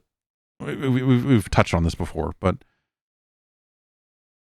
again, it's that idea of like Project Helix is at least something different. Will it be good? Fucking who knows, man. Like they could really screw this up real bad and it could be a disaster. Or maybe they nail every piece of it. Either way, it's not something that's going to be cheap, because it's going to be something that will also run PC games, and it will be, like they're not. We'll see, right? Eventually, I think we will see multiple specs across this product line, because we'll have multiple form factors, much like the ROG Ally X is a PC that, can run in this kind of full screen experience mode. Like they will have handhelds that they will say this is an Xbox, except they won't say this is an Xbox about it, but they will probably make something along those lines. If not, patch this thing so that it can become one of those things in some way, shape, or form. And so what their console is, I think, is interesting, and I think what their console is becomes sort of a baseline spec for developers that want to target it. But ultimately, if that thing is close enough to a PC, I presume we will see multiple devices that will technically be referred to, or will technically be Xbox capable, I suppose, is maybe the wording for right now. And that's a paradigm shift. That's a very different business than the business they've been in. It's a very different type of device than the devices they've shipped previously. And so I think that, when you talk about that, then you end up in a situation where that price starts to creep up a little bit. At least you can look at it and go, this is something different. Again, good or bad, we don't know yet. But you can go like, okay, this is not just another Xbox. This is something that is kind of moving forward and addressing where the market is heading anyway. And I can install Steam on it. And so, like the value I could get out of this machine is potentially a lot greater than if they just sat there and said, here's another Xbox. On the PlayStation side, they don't really have, it doesn't really seem like they are taking the same approach. And so a $900 PS5 Pro, if we assume the PlayStation 6 is the same thing, but with some more power, but when we look at the landscape of GPUs and things that are out there, as well as what developers are targeting and all this other stuff, will more power matter in the way that it normally did? When the PlayStation 2 came out, you knew where that money went. When you bought a PlayStation 2, you were like, fucking look at this shit, man. Can you fucking believe this? The PlayStation 4 to PlayStation 5 transition was not that. And it's hard for me to imagine that a PS5 to PS6 transition will be anywhere near that level of jump. And so when you come to me, or when they come to us as people that would buy their system and say, yeah, the PlayStation 5 Pro is $900. And now here's a PlayStation 6. And it's blank. What's that number? Is it $1,200? Is it $1,000? Do they match the $900 to try to get people to move up to a generation? Or do they not really care because the generations are going to last so long now that they're like, yeah, we would like to sell you PlayStation 6s, but if you buy a PS5, you can still play most of these games for the next 7 years or whatever, because generations just overlap like that now. Like, what could they add to another console other than putting +1 on the number? What can they do to make that more valuable? It's not like they can snap their fingers and make cloud streaming dramatically better. They can certainly say things like, hey, ray tracing is more performant. This supports better generations of PSSR. And so, you're going to see, better frame rates and resolutions and whatever. Like, there's things like that. But I don't think any of that stuff is a game changer to the average person's eyeballs. It's hard to imagine a world where you look at a PlayStation 6 game and go, oh, fuck. And the PlayStation 5 had some of that. Like, it was around some different levels of trickery and whatever, but like Ratchet and Clank on the PS5 for me was a game you looked at and went, holy shit. Like, how are they doing this? And they're like, well, the hard drive is very fast. And you're like, okay, all right. And, I'm not exactly like, super deep in every single technical discussion, every single spec change or whatever. But like, I'm someone who has a 5090 and I'm, that's, a PS5 is not as powerful as that. And I don't know, like, maybe I don't know that a PS6 will be as powerful as one either. I mean, we'll have to wait and see. But like, what do you show people? What do you show your existing audience in particular to say, you got to get one of these things? What do you put, like, unless, like, what do you show people that couldn't be done on a PS5? Again, getting existing players to upgrade.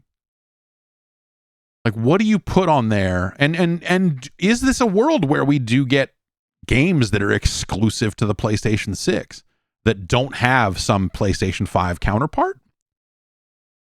Or in a world where they maybe have a handheld that maybe is less powerful than a PlayStation 5, then why wouldn't they just put everything on the PlayStation 5 while they're at it?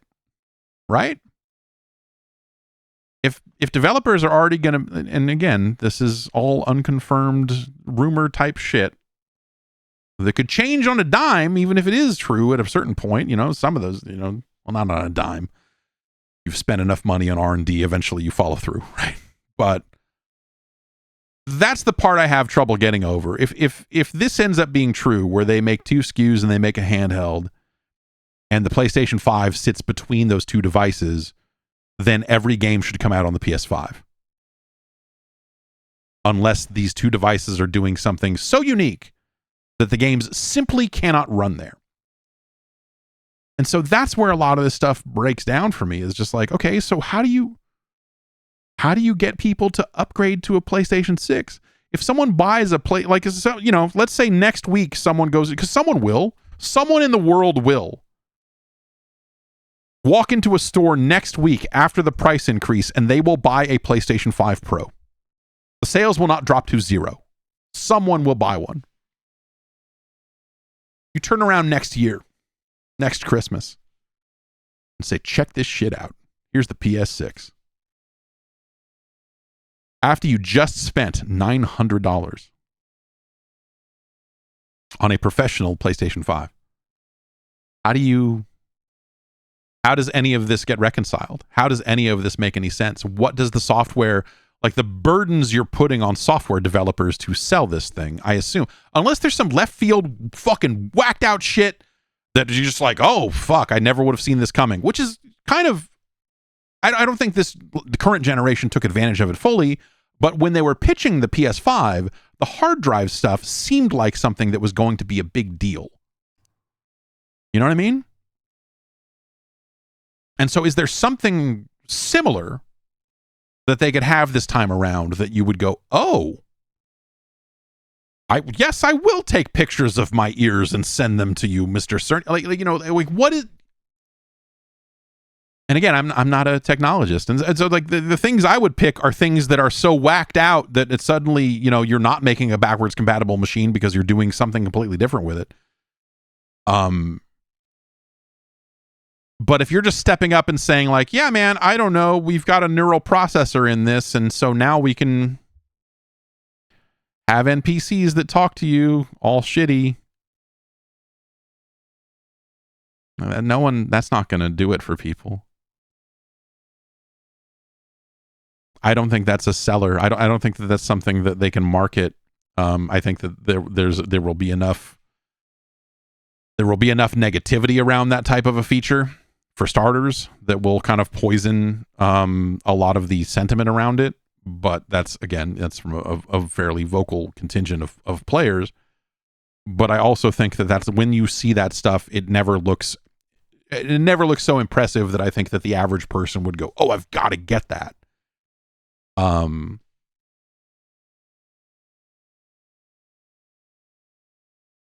And so I wonder at some point what you make. And I think that's why I think that Microsoft has a slightly easier time. Because at least they're kind of like flushing out the stuff they've been doing to a certain extent and pushing in a different direction. Like you look at that strategy of what we know of it now and you go, oh, okay, yeah, that's like a fundamentally different offering.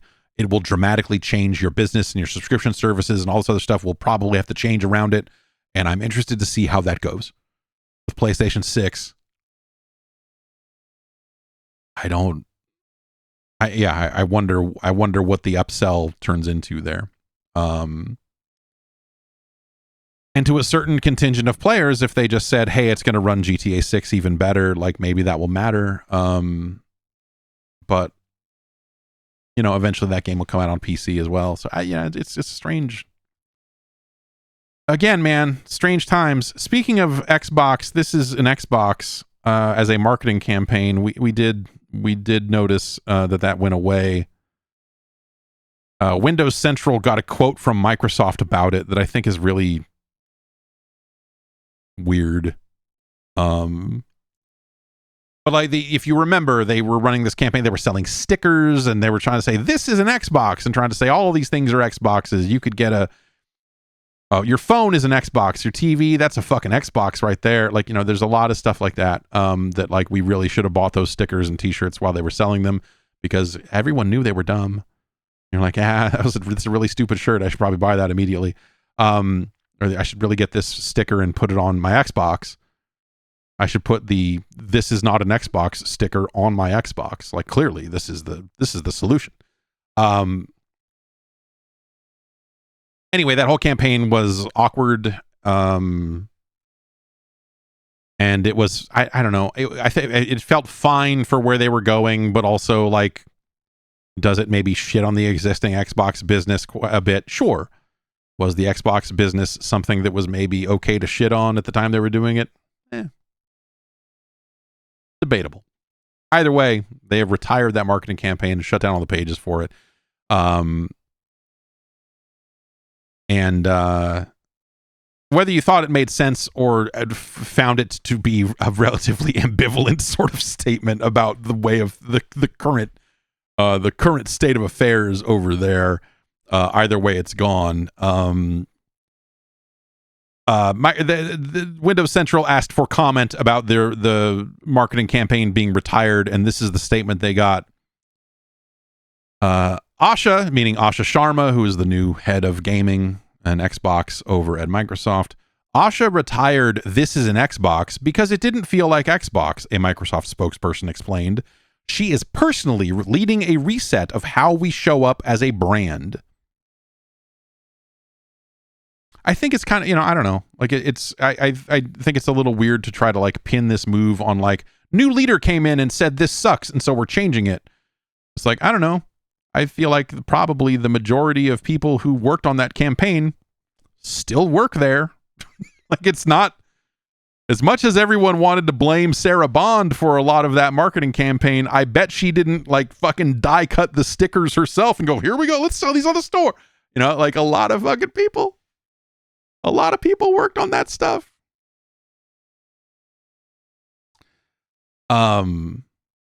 That said, sometimes these marketing initiatives do get driven from the top, and so I do think it's a little weird for them to phrase this as like, Asha, basically just like Asha didn't like it, so it's done now. Like, it just sounds very like flip. It just sounds very like, I don't know. This new lady came in and said it sucked, and so she's gonna fix it. Like, okay, I guess they have whole teams.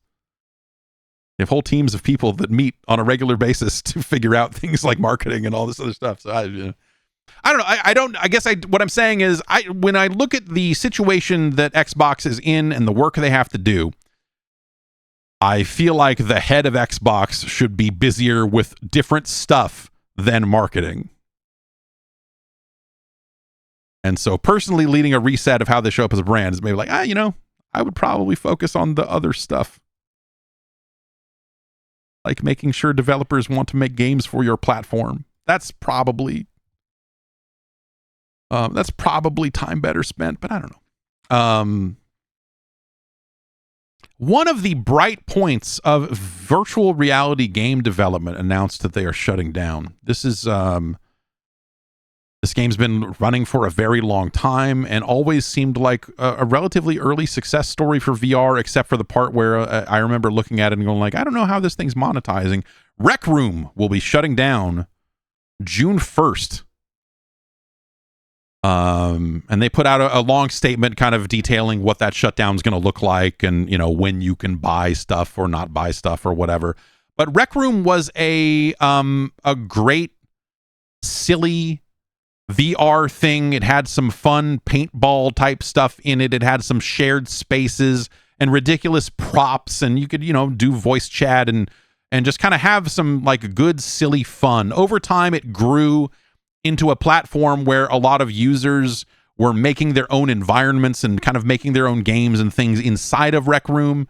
And so they had programs to support those sorts of creators and what have you. And so, there's a lot of infrastructure that they managed to build up over the years.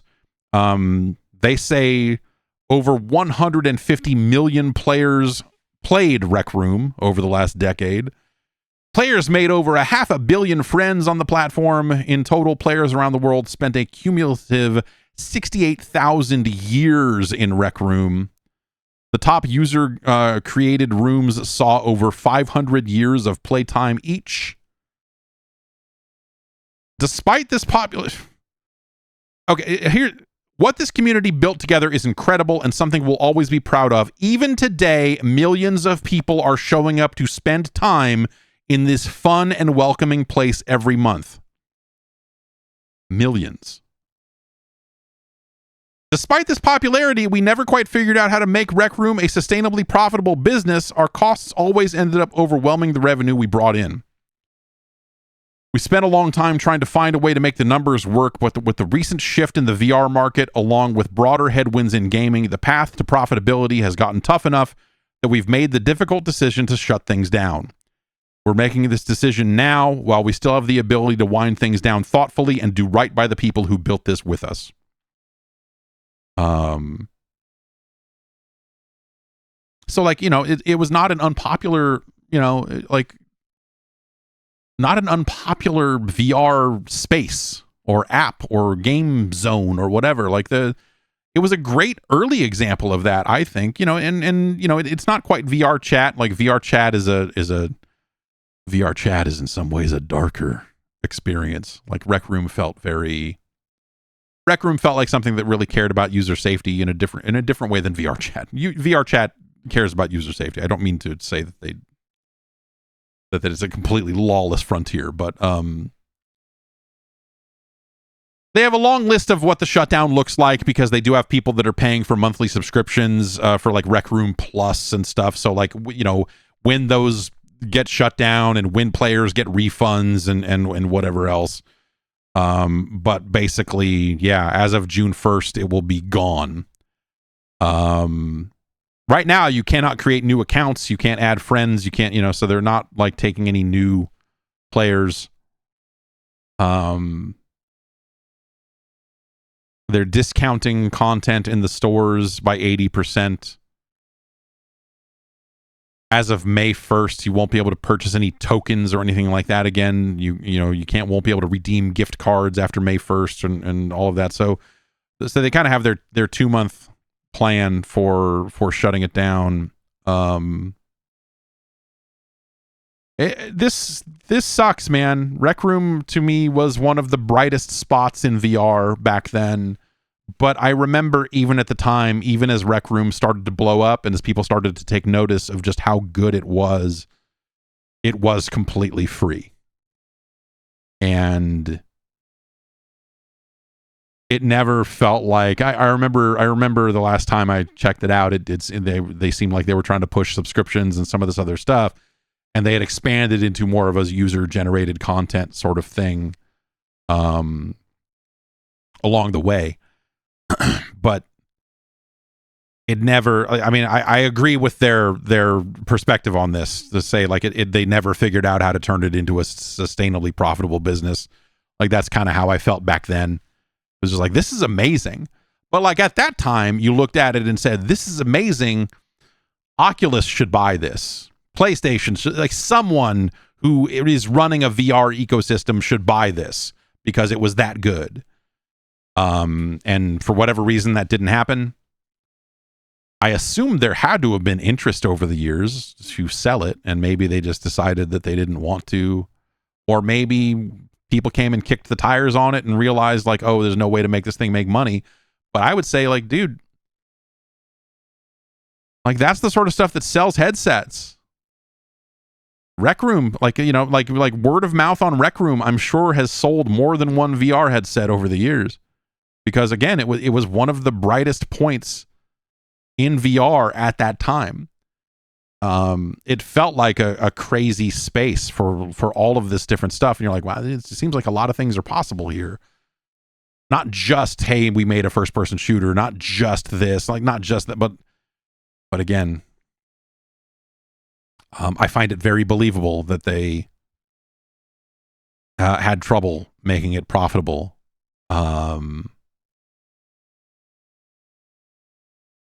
And yeah, I imagine if you're a VR developer of any kind at this point, you're probably looking at what's happening with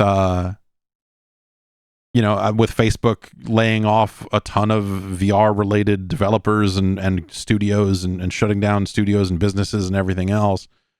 You probably have to be looking at all this and going like, it's not gonna get better. Like, it's not like some new influx of players is coming to VR in the imminent future. There's not some new hardware around the corner, I assume. You could always be wrong. But you have to imagine that there's nothing coming soon that is going to dramatically shift that market. Even the Steam frame is something that speaks largely to people who are already interested in that ecosystem. It doesn't seem like something that's like, hey, this is now dramatically different and now it's time for you to get into VR. Like, you know, like people have had that opportunity for a long time. It's not like no backup is coming as far as the player base is concerned. So you probably have to look at it and go like, well, what do we invest in next? Like, we're a studio that makes VR games. Are we just going to keep making those knowing that probably sales will continue to slowly dwindle or if they or maybe fall off a cliff, you know, like as people get kind of fed up with the whole thing, as it stagnates even further. Like, where's the new player base coming from? Where's the next money coming from? Like, it's not, right? It ain't coming. So I have to imagine that for anyone primarily working in VR these days that is trying to sell games and run a business, they're probably looking at similar stuff as Rec Room. I imagine Rec Room was probably quite expensive to run for all those years for how popular it got. It's a damn shame. Rec Room was really neat. It was one of the coolest things I did in VR. And it's a shame. I don't know. Like, it's this kind of makes me want to go download Rec Room and play it again. But I we'll see. I don't know. I've got a VR headset around here somewhere. Where is HandyBot now? And what has he done?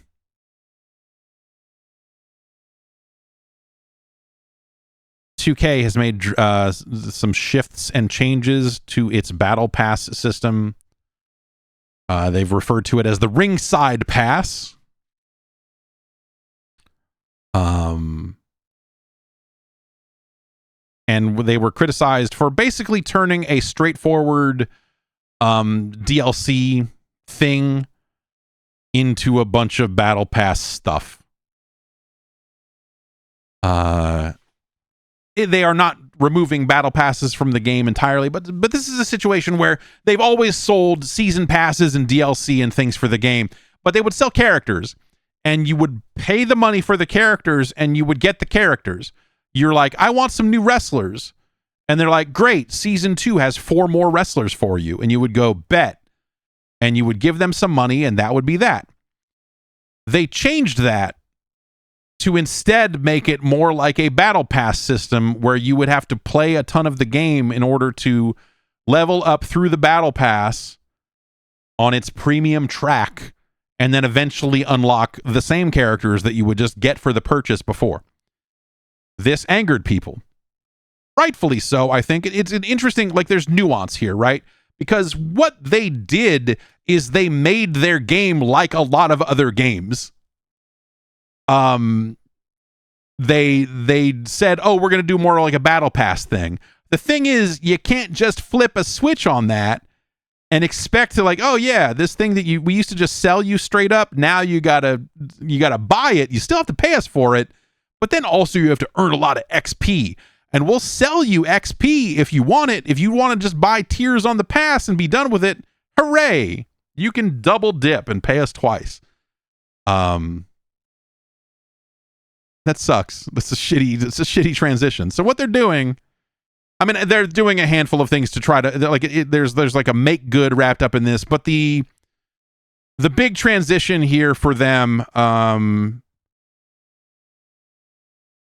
is that the new characters, the new wrestlers, will just be at tier 1 of the pass. So as soon as you buy the pass, you will get the characters, and then the rest of the shit on the pass, I assume, will be a bunch of cosmetic garbage that only dopes care about. But hey, so at least you will get the basics of the way it used to be. I think it sucks a lot of the value out of, like, you know, the completing the pass or whatever. They're also going to give players enough XP to unlock half of the battle pass for, I guess, season 1 and season 2. That's part of their make good, to go like, all right, we fucked up on this season 1 stuff, so we're going to give you enough levels to have half the pass. And then also for next season, where we will fix the way that the wrestlers unlock, we will then also give you a bunch of tiers on that pass as well. Sure, I guess it makes sense. But I wonder what. I guess that's the thing, right? There's a way to do this, but I think you can only get away with this with skins. Like, Call of Duty doesn't usually give you entirely new characters on the battle pass, and when they do, it is at tier 1 of the pass. So as soon as you give them money, you get the new operator. And who's the operator? He's Ski Mask Guy. If you want to pay us for the premium track, you'll get Ski Mask Guy immediately. And next season, you'll get Beard Man. You know, like that's sort of how they do it. And then you unlock skins for Beard Man over the course of the battle pass. They'll put brand new weapons on the battle pass as well.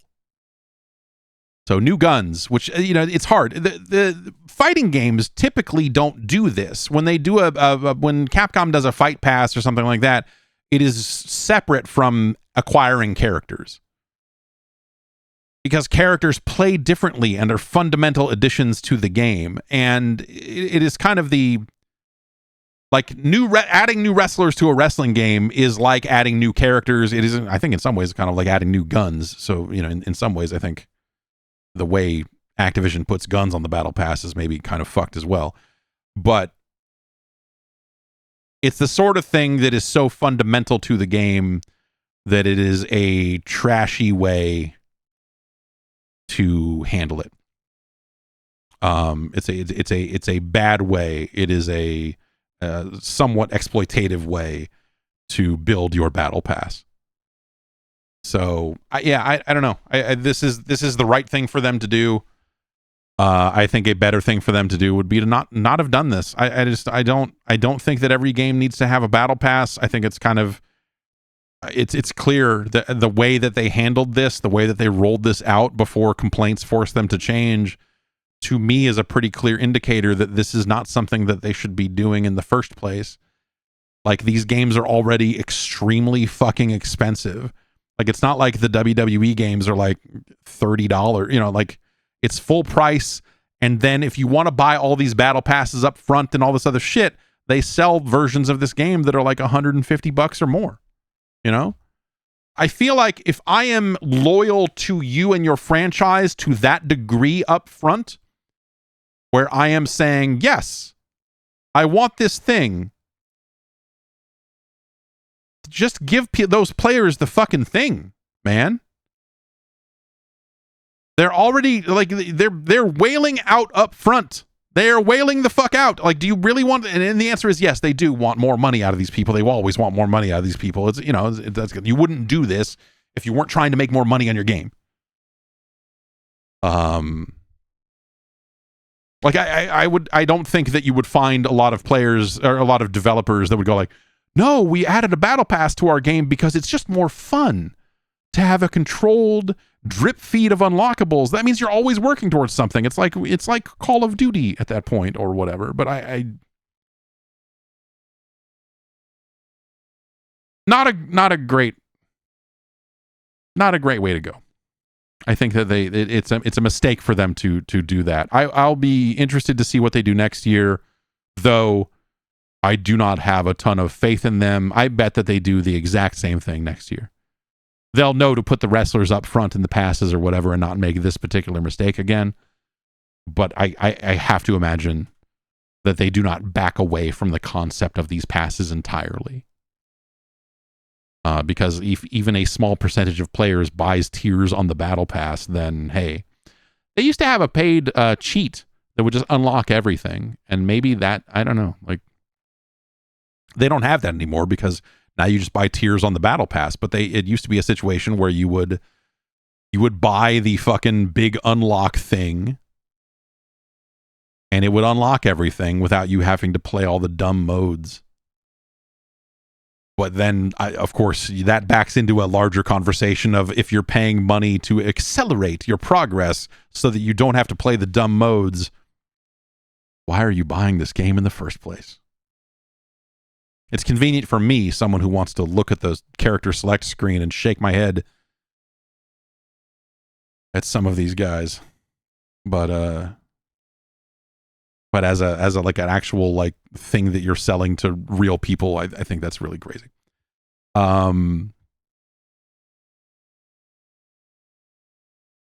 Someone from The Verge claims that Disney is interested in buying Epic. This comes from a reporter named Alex Heath, who is on who works for The Verge, who appeared on a podcast called The Town with Matt Baloney last week. This is according to Eurogamer, who's kind of wrapping it all up.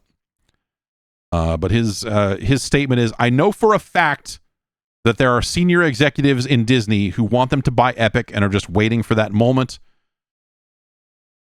But there are people near the top who think it's a bad idea. That's kind of a weird, I don't know. I mean, the sourcing on that is obviously a little strange, right? It's a reporter saying, I know that people want to do a thing.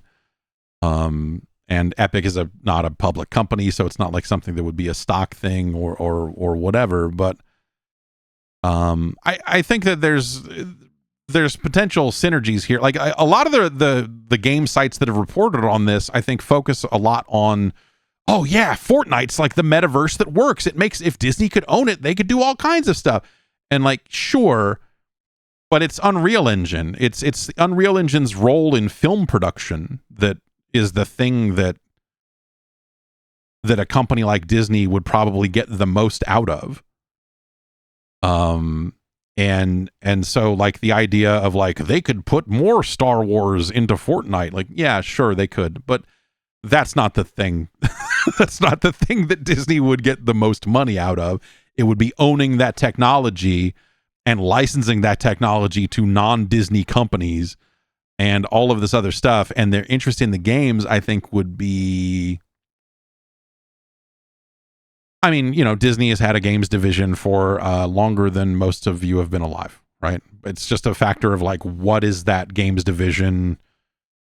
Who is that games division? Are they developing games in-house? And that's the answer that has changed multiple times over these last several decades, right? For a long time, it was just a licensing business, and they would license it out to developers, and Capcom would make Little Nemo, the Dream Master, whatever the fuck.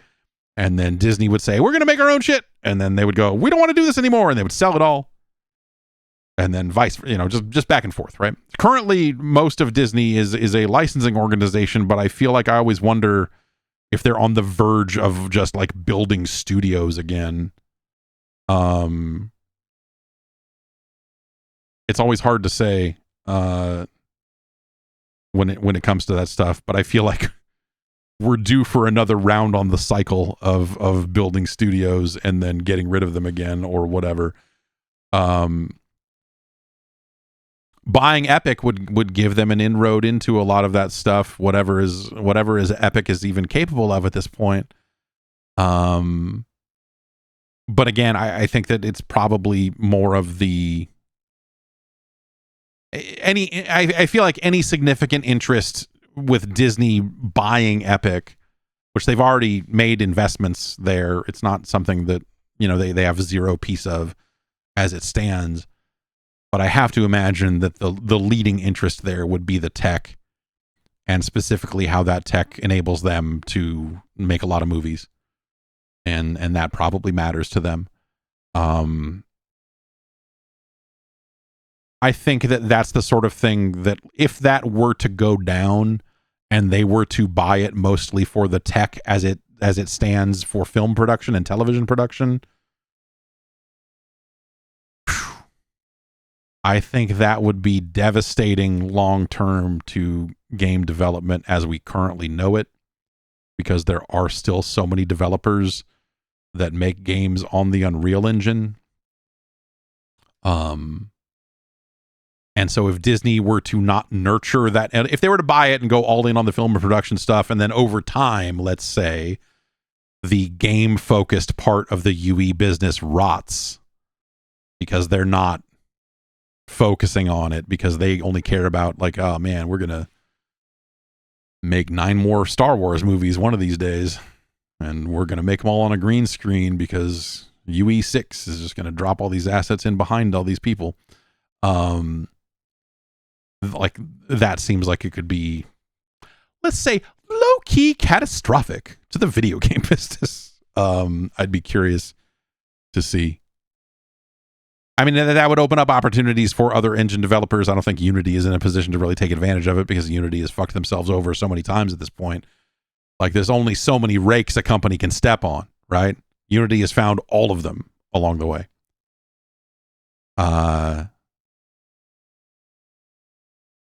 And so, yeah, I don't know. That would be an interesting setback. That would be a lot of, there'd be a lot of real crazy stuff. But we'll see. That's something that, again, the source of that is a reporter on a podcast saying, I heard a thing, which that doesn't mean it's not true. In fact, I trust that more than fucking most. But at the same time, I would chalk some of that up to, yeah, everyone is always buying everyone. Everyone is always talking to everyone about buying everyone. Like, everyone has those conversations. Did Microsoft have a conversation about buying Nintendo at one point? Of course they fucking did. Did EA think about selling to Comcast? Like, yeah, sure, of course. Was EA going to sell to Disney at one point? Almost certainly they had conversations, because everyone is always having conversations. That doesn't mean that any of those things are going to follow through. It just means that, yeah, there's some people there that think that would be a good idea. And if they can convince the money people that it's a good idea, maybe something goes down. But especially if Fortnite is falling off, like, if, when we talk about Fortnite as a thing that, is falling off, and the engagement's not where it used to be, then maybe this is the right time for them to punch out and sell it. Because otherwise they have to really quadruple down on the engine business at a time when developers that are looking, like Unreal Engine 6, if anything, needs to be even more tools that make it possible for small teams to make great looking games. Like, that's the direction they need to continue to move in, right? That was the stuff with Nanite and everything, which I don't think Nanite really paid off, right? Have we seen Nanite in a ton of video games? And I feel like every time we see Nanite in a game, it's people complaining that, like, oh, the specs on this game went to shit because I turned on Nanite and now it like fucking runs like garbage. I think some of that's been fixed over time, but like, that was certainly the rap on it initially. Even when Fortnite went to UE5, people were like, this is fucked up now. This runs bad now.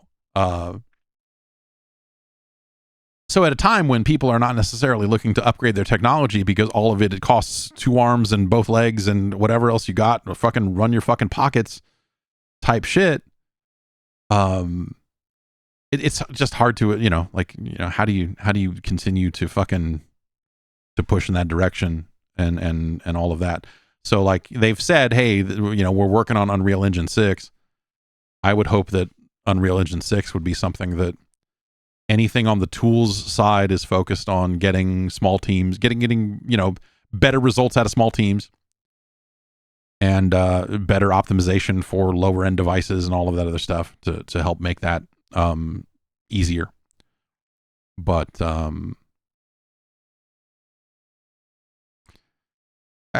with Tim Sweeney in charge, and when you see the way he talks about a lot of things, it's just as easy to think like, oh, Unreal Engine 6 is going to be the one that integrates all of the fucking most dog shit AI driven tools you could envision. And it'll come at a time when I think people will have completely turned on those types of tools. Like people were like, there's the beta cycle for iOS version 26.5 started this week because 26.4 shipped. And people are still waiting for like this big Siri overhaul, and the talk is that Siri's going to be integrated with a version of Google Gemini, and that's going to be AI. That's going to be how they make Siri a better voice assistant, as how they integrate it with Google's AI stuff. And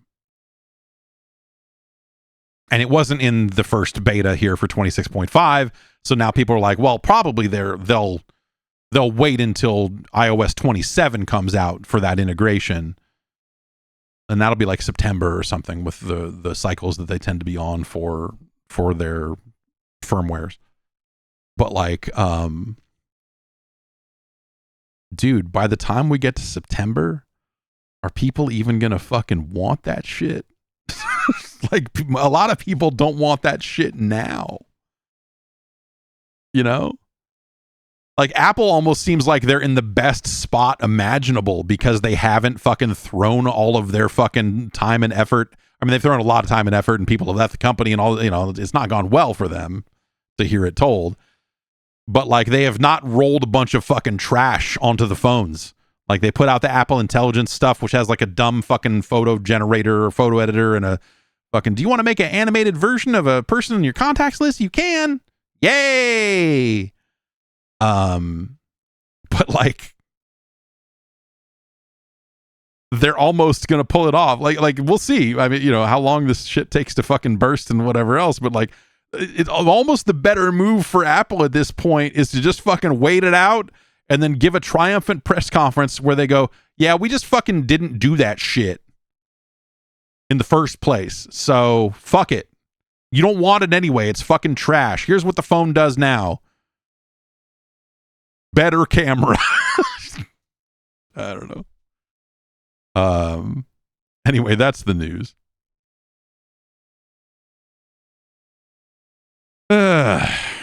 What's going on in the world of emails? Let's find out. podcast@guard.bike is the email address for you to send emails to me. There are no other ones. It's only that one.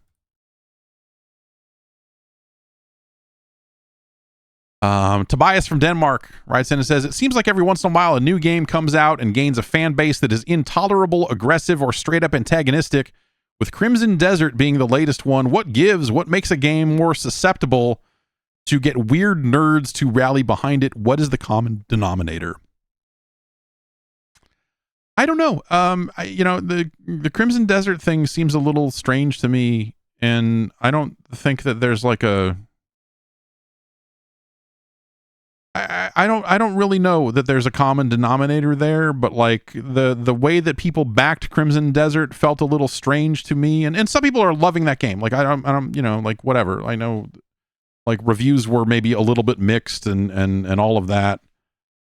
Phil Bosch in the chat says it feels vaguely right wing, the fan base in some way. I was gonna say like there's something, the fervor that's coming out of the Crimson Desert supporters feels like the same thing that when a game developer comes out and says, we're making our ancient medieval history game and everybody's going to be white. And then like everyone goes, yay. Like the fucking creeps of the world go like, finally, historical accuracy in video games. This is a thing I care about. It's like, oh, you mean you're a racist? No, this is a thing I legitimately care about. It's certainly not racism.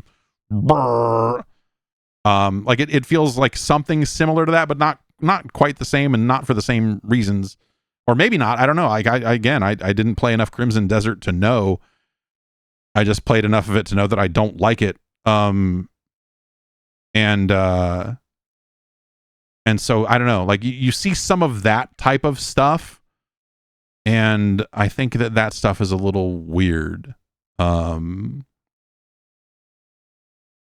Yeah, Nero Kip in the chat says smells like AI marketing. It's sure, maybe, I don't know. Like it gets real conspiratorial real fast, right? Once you start saying shit like that, it sounds insane, but like, I don't know. You see the way when people report on bots and the way bots are trying to influence political conversation on Twitter and some of that other shit, you do start to look at it and go like, it would be trivial for someone to try to set something like this up in a way to positively market a game. Would it work? I don't know. Have we seen it work? Maybe we have. I really don't know. But yeah, yes, Crimson Desert are the Mind's Eye saboteurs. They're the ones that did it. I don't know. It's a weird. I really don't have an answer for you, but like the thing now is we're on the other side of it, and it like there are a lot of people playing Crimson Desert and having their own experiences with it, and they seem like they are legitimately enjoying the experience. So pre-release, you could probably say a lot of weird shit like, this is happening, but like, I don't know, like how far down do you want to go, right? Because there was a situation, there was a situation out of, I want to say, was it out of China where they basically were like running a lot of copies of the game locally to make Steam, like so that they could write fake Steam reviews that had hour counts associated with them, so they looked more legit in the system, and that also kept the player count up a little bit to make it look like it was a game that had a lot of action. I think it's really hard to believe some of this stuff in this specific case. Like I don't think this is really the situation with a Crimson Desert, but like something about it felt off. Something about the hype around that game pre-release felt off.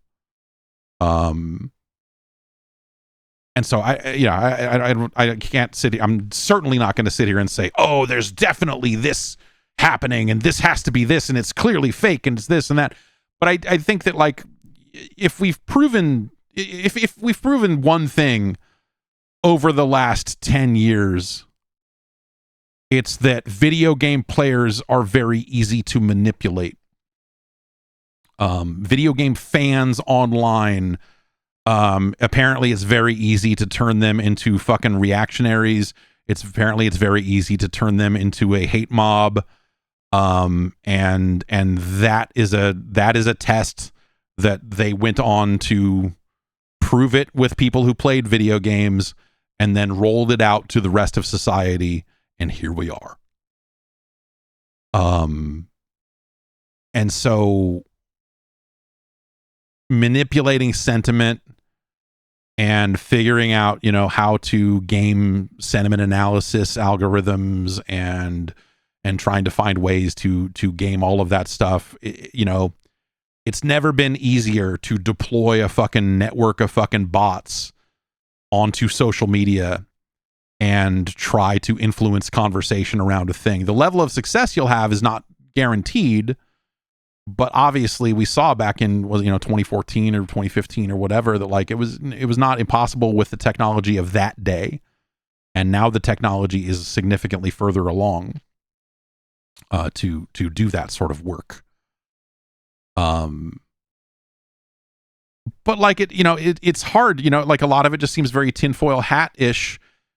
But then you see what people do with like have you seen these boxes where you take the innards of an iPhone or, like Android device or whatever, and it's a box that you can like dock those phone guts into, like you were slotting fucking ISA cards into an old PC, and then basically you've built a bot rig for 16 different phones. And those phones can go and all listen to the same song on Spotify and game Spotify numbers, and like we've known, I think, inherently for a long time that any place with any kind of user submitted review is automatically going to be suspect, right?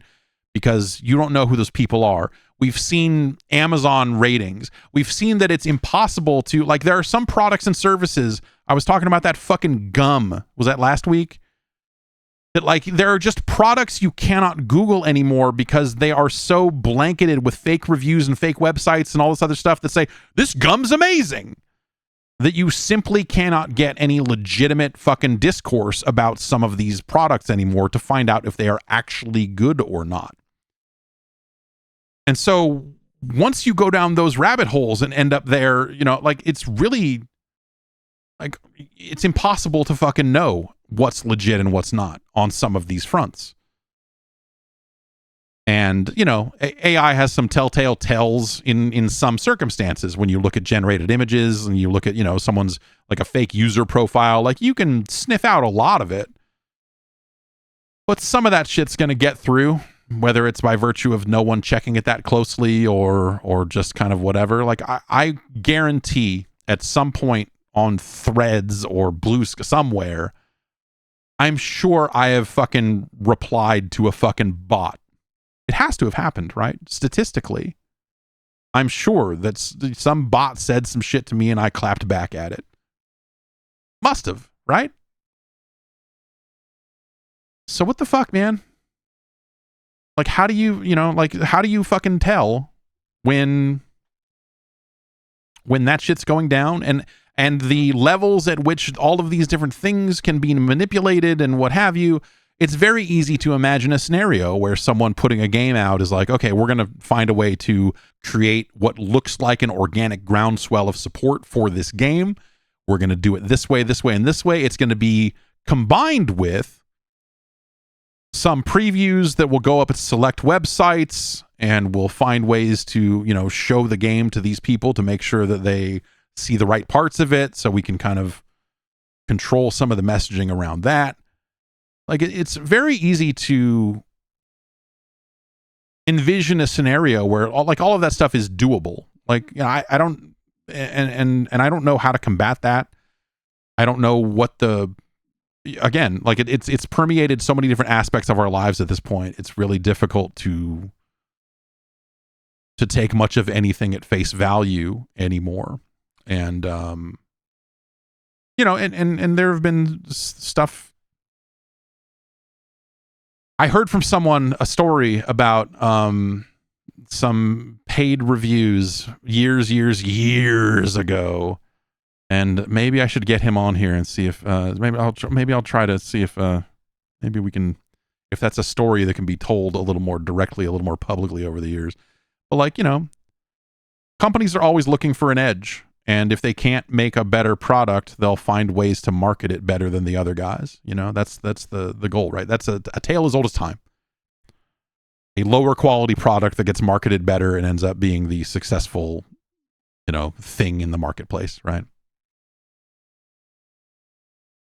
When you pour a bunch of gasoline on that in the form of just, like, the mess that the internet is today, how are you supposed to figure out what's really going on? So I don't know. Like, I agree with people that there were aspects of the way people were talking about Crimson Desert pre-release that seemed a little weird to me, but I don't think that in and of itself is an indicator that it was a dramatic fucking campaign, some kind of fake thing.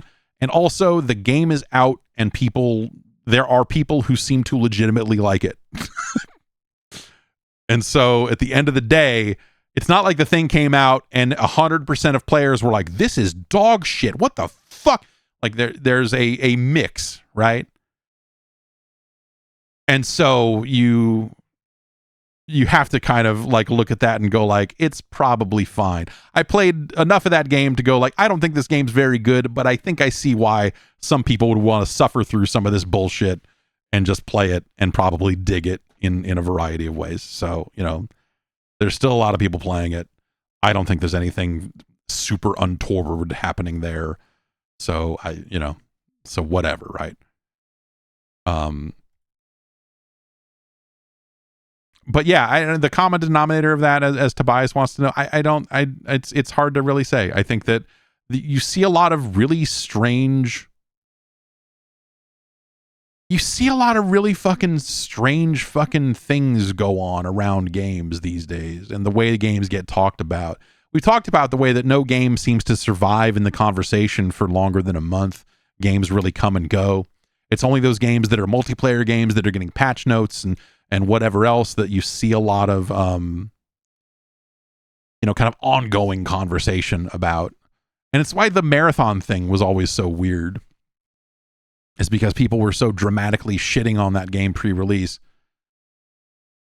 And well, but maybe that's not that weird because again, that first beta they put out, that first marathon beta was not very good.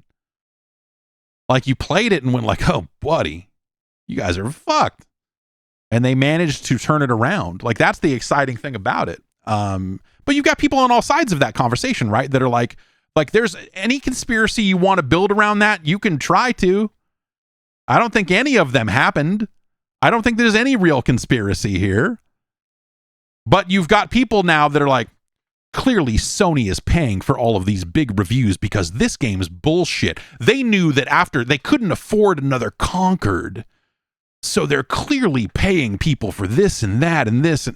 And so you've got that end of it. And then you've got on the other end of it, like, why are all these people talking random shit about this game?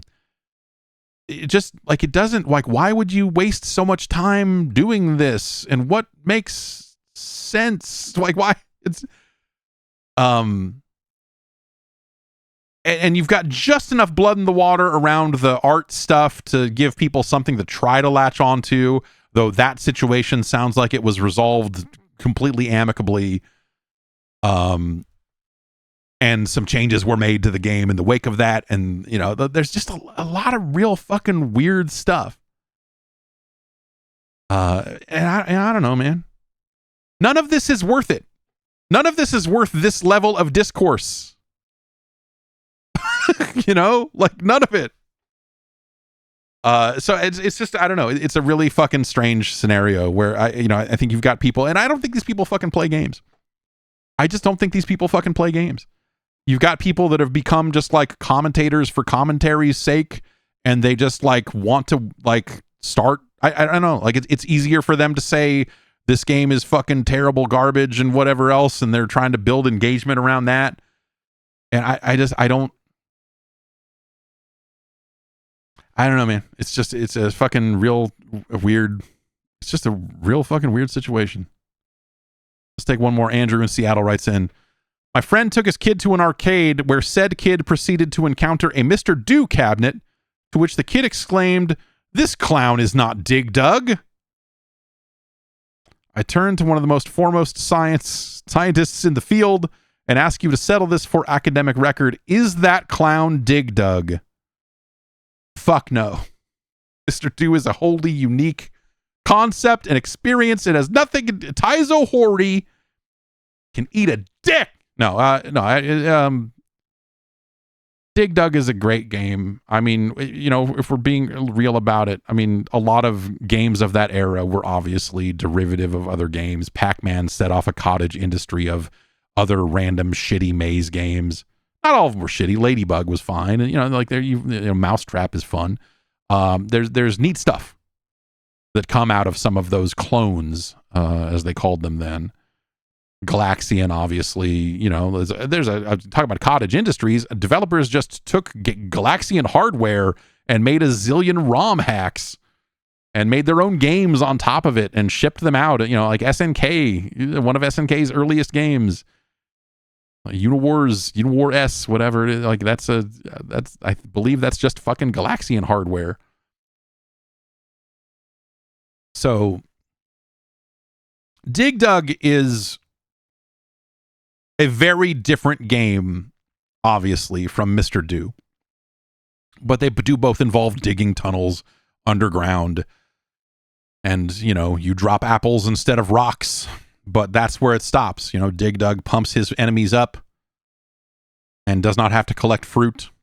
In fact, Dig Dug collects vegetables. Totally different. And those vegetables show up in the middle like a Pac-Man bonus. Whereas Mr. Do is about collecting all of the fruit to end the level. You can play Mr. Do as a pacifist. So that's obviously more honorable than Dig Dug in a lot of ways. And none of the enemies in Mr. Do attempt to escape the way the final enemy in a Dig Dug level does. The coward, a Fygar, running for his fucking life. I would never imagine any of the unicorns or monsters or alpha monsters of Mr. Do running away. They stand, they fight, and Mr. Do is more than ready to respond.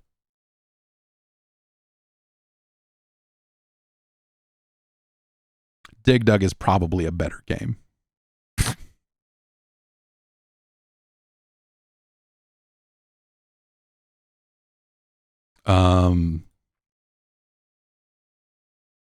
Sean from the 805 writes in and says, with Epic Games' recent financial woes, do you think there's a chance to see PC exclusives like Alan Wake Remastered released on Steam or the Microsoft Store / Xbox app?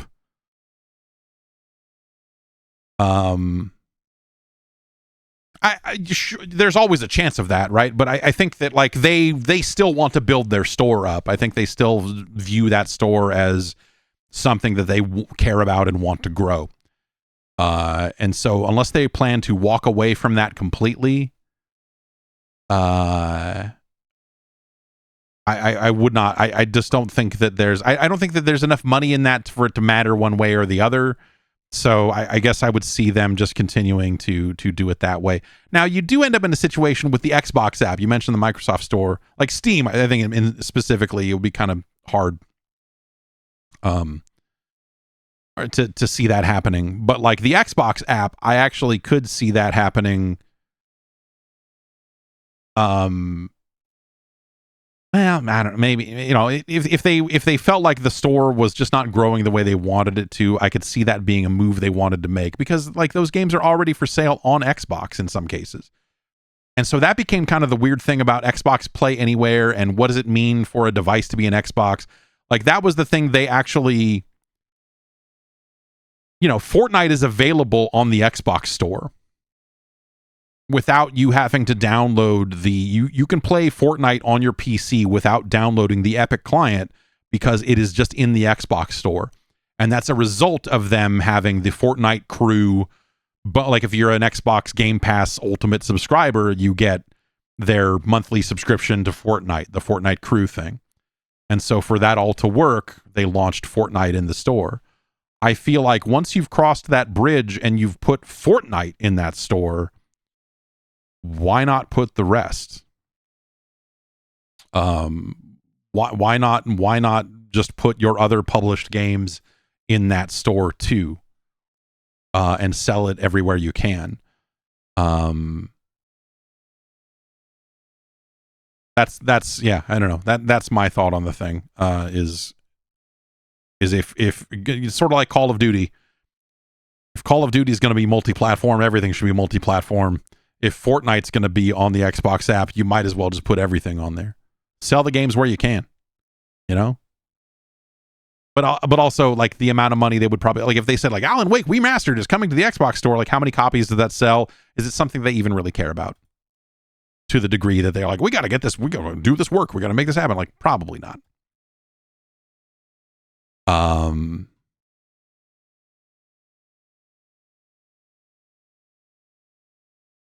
Let's see. Maybe we've got time for one more here. Raph from Florida writes in and says, I recently finished playing The Getaway and would love to know what the reaction here in the States was at the time. I'm especially interested because, one, the game was originally supposed to come out before Grand Theft Auto 3, but it ended up coming out in December 2002 in the UK and January 2003 in the US. And two, it's British as fuck. You drive on the other side of the road. For all its faults, I ended up liking the game, but I'm not saying it's good. The Getaway at the time was presented, when Sony published that game, and The Getaway was presented at the time as, like, in some ways a more realistic crime game. You know, like, yeah, like GTA was obviously happening around the same time and all of that, but it was trying, I don't know, man. It was like they were trying to go like, here's your kind of here's your British take on this stuff, and you know, here we think the Guy Ritchie is really cool, and so we're making one of those. They wanted to have this really, like, this was at a time when developers became obsessed with like having very little HUD in game, and I want to say that led to a situation where you had to watch the blinkers on your car. Like, you would want to go from place to place, and it would tell you how to get there by, like, you know, the left turn blinker would come on, and then you would know that that's where you were supposed to turn. I found that game to be awful is a strong word. I don't think the Getaway, I did not like the Getaway at all. There were people who were very interested in that style of cinematic whatever, and were like, oh, this is so cool. But like, at the end of the day, I felt that game was fucking miserable to play. HUDs work for a reason. And now that I'm like saying this out loud, I'm wondering, like, is part of the problem that I was too colorblind to see the red blinker to know where to turn? Maybe that was a specific issue that I ran into. I don't know. But just like a lot of the ways that game played, and they did follow-ups and other stuff, and there was like a PSP game that was like a sub franchise or something, wasn't there? But like, I feel like the Getaway games were people really wanted to convince themselves that game was the shit, and I think that those people were completely wrong. Completely wrong. Just in terms of the gameplay and the ongoing, like, just everything about that stuff. Just like, I felt that game never played very well at all. And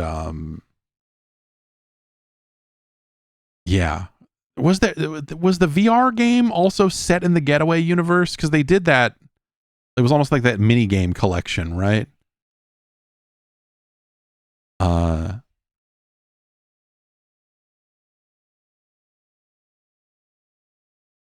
Blood and Truth. That's okay. So Blood and Truth was originally a Getaway game, and then they took the Getaway name off of it, I guess.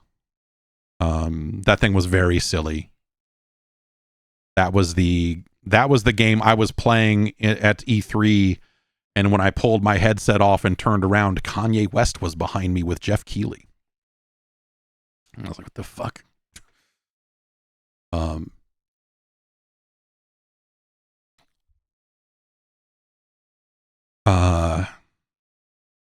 Yeah, the Getaway. And no, not a fan. Not a fan. Never was. Anyway, that's going to do it. Have yourself a good rest of your Tuesday. I'll be back on Wednesday. We'll do something with video games. We'll play something.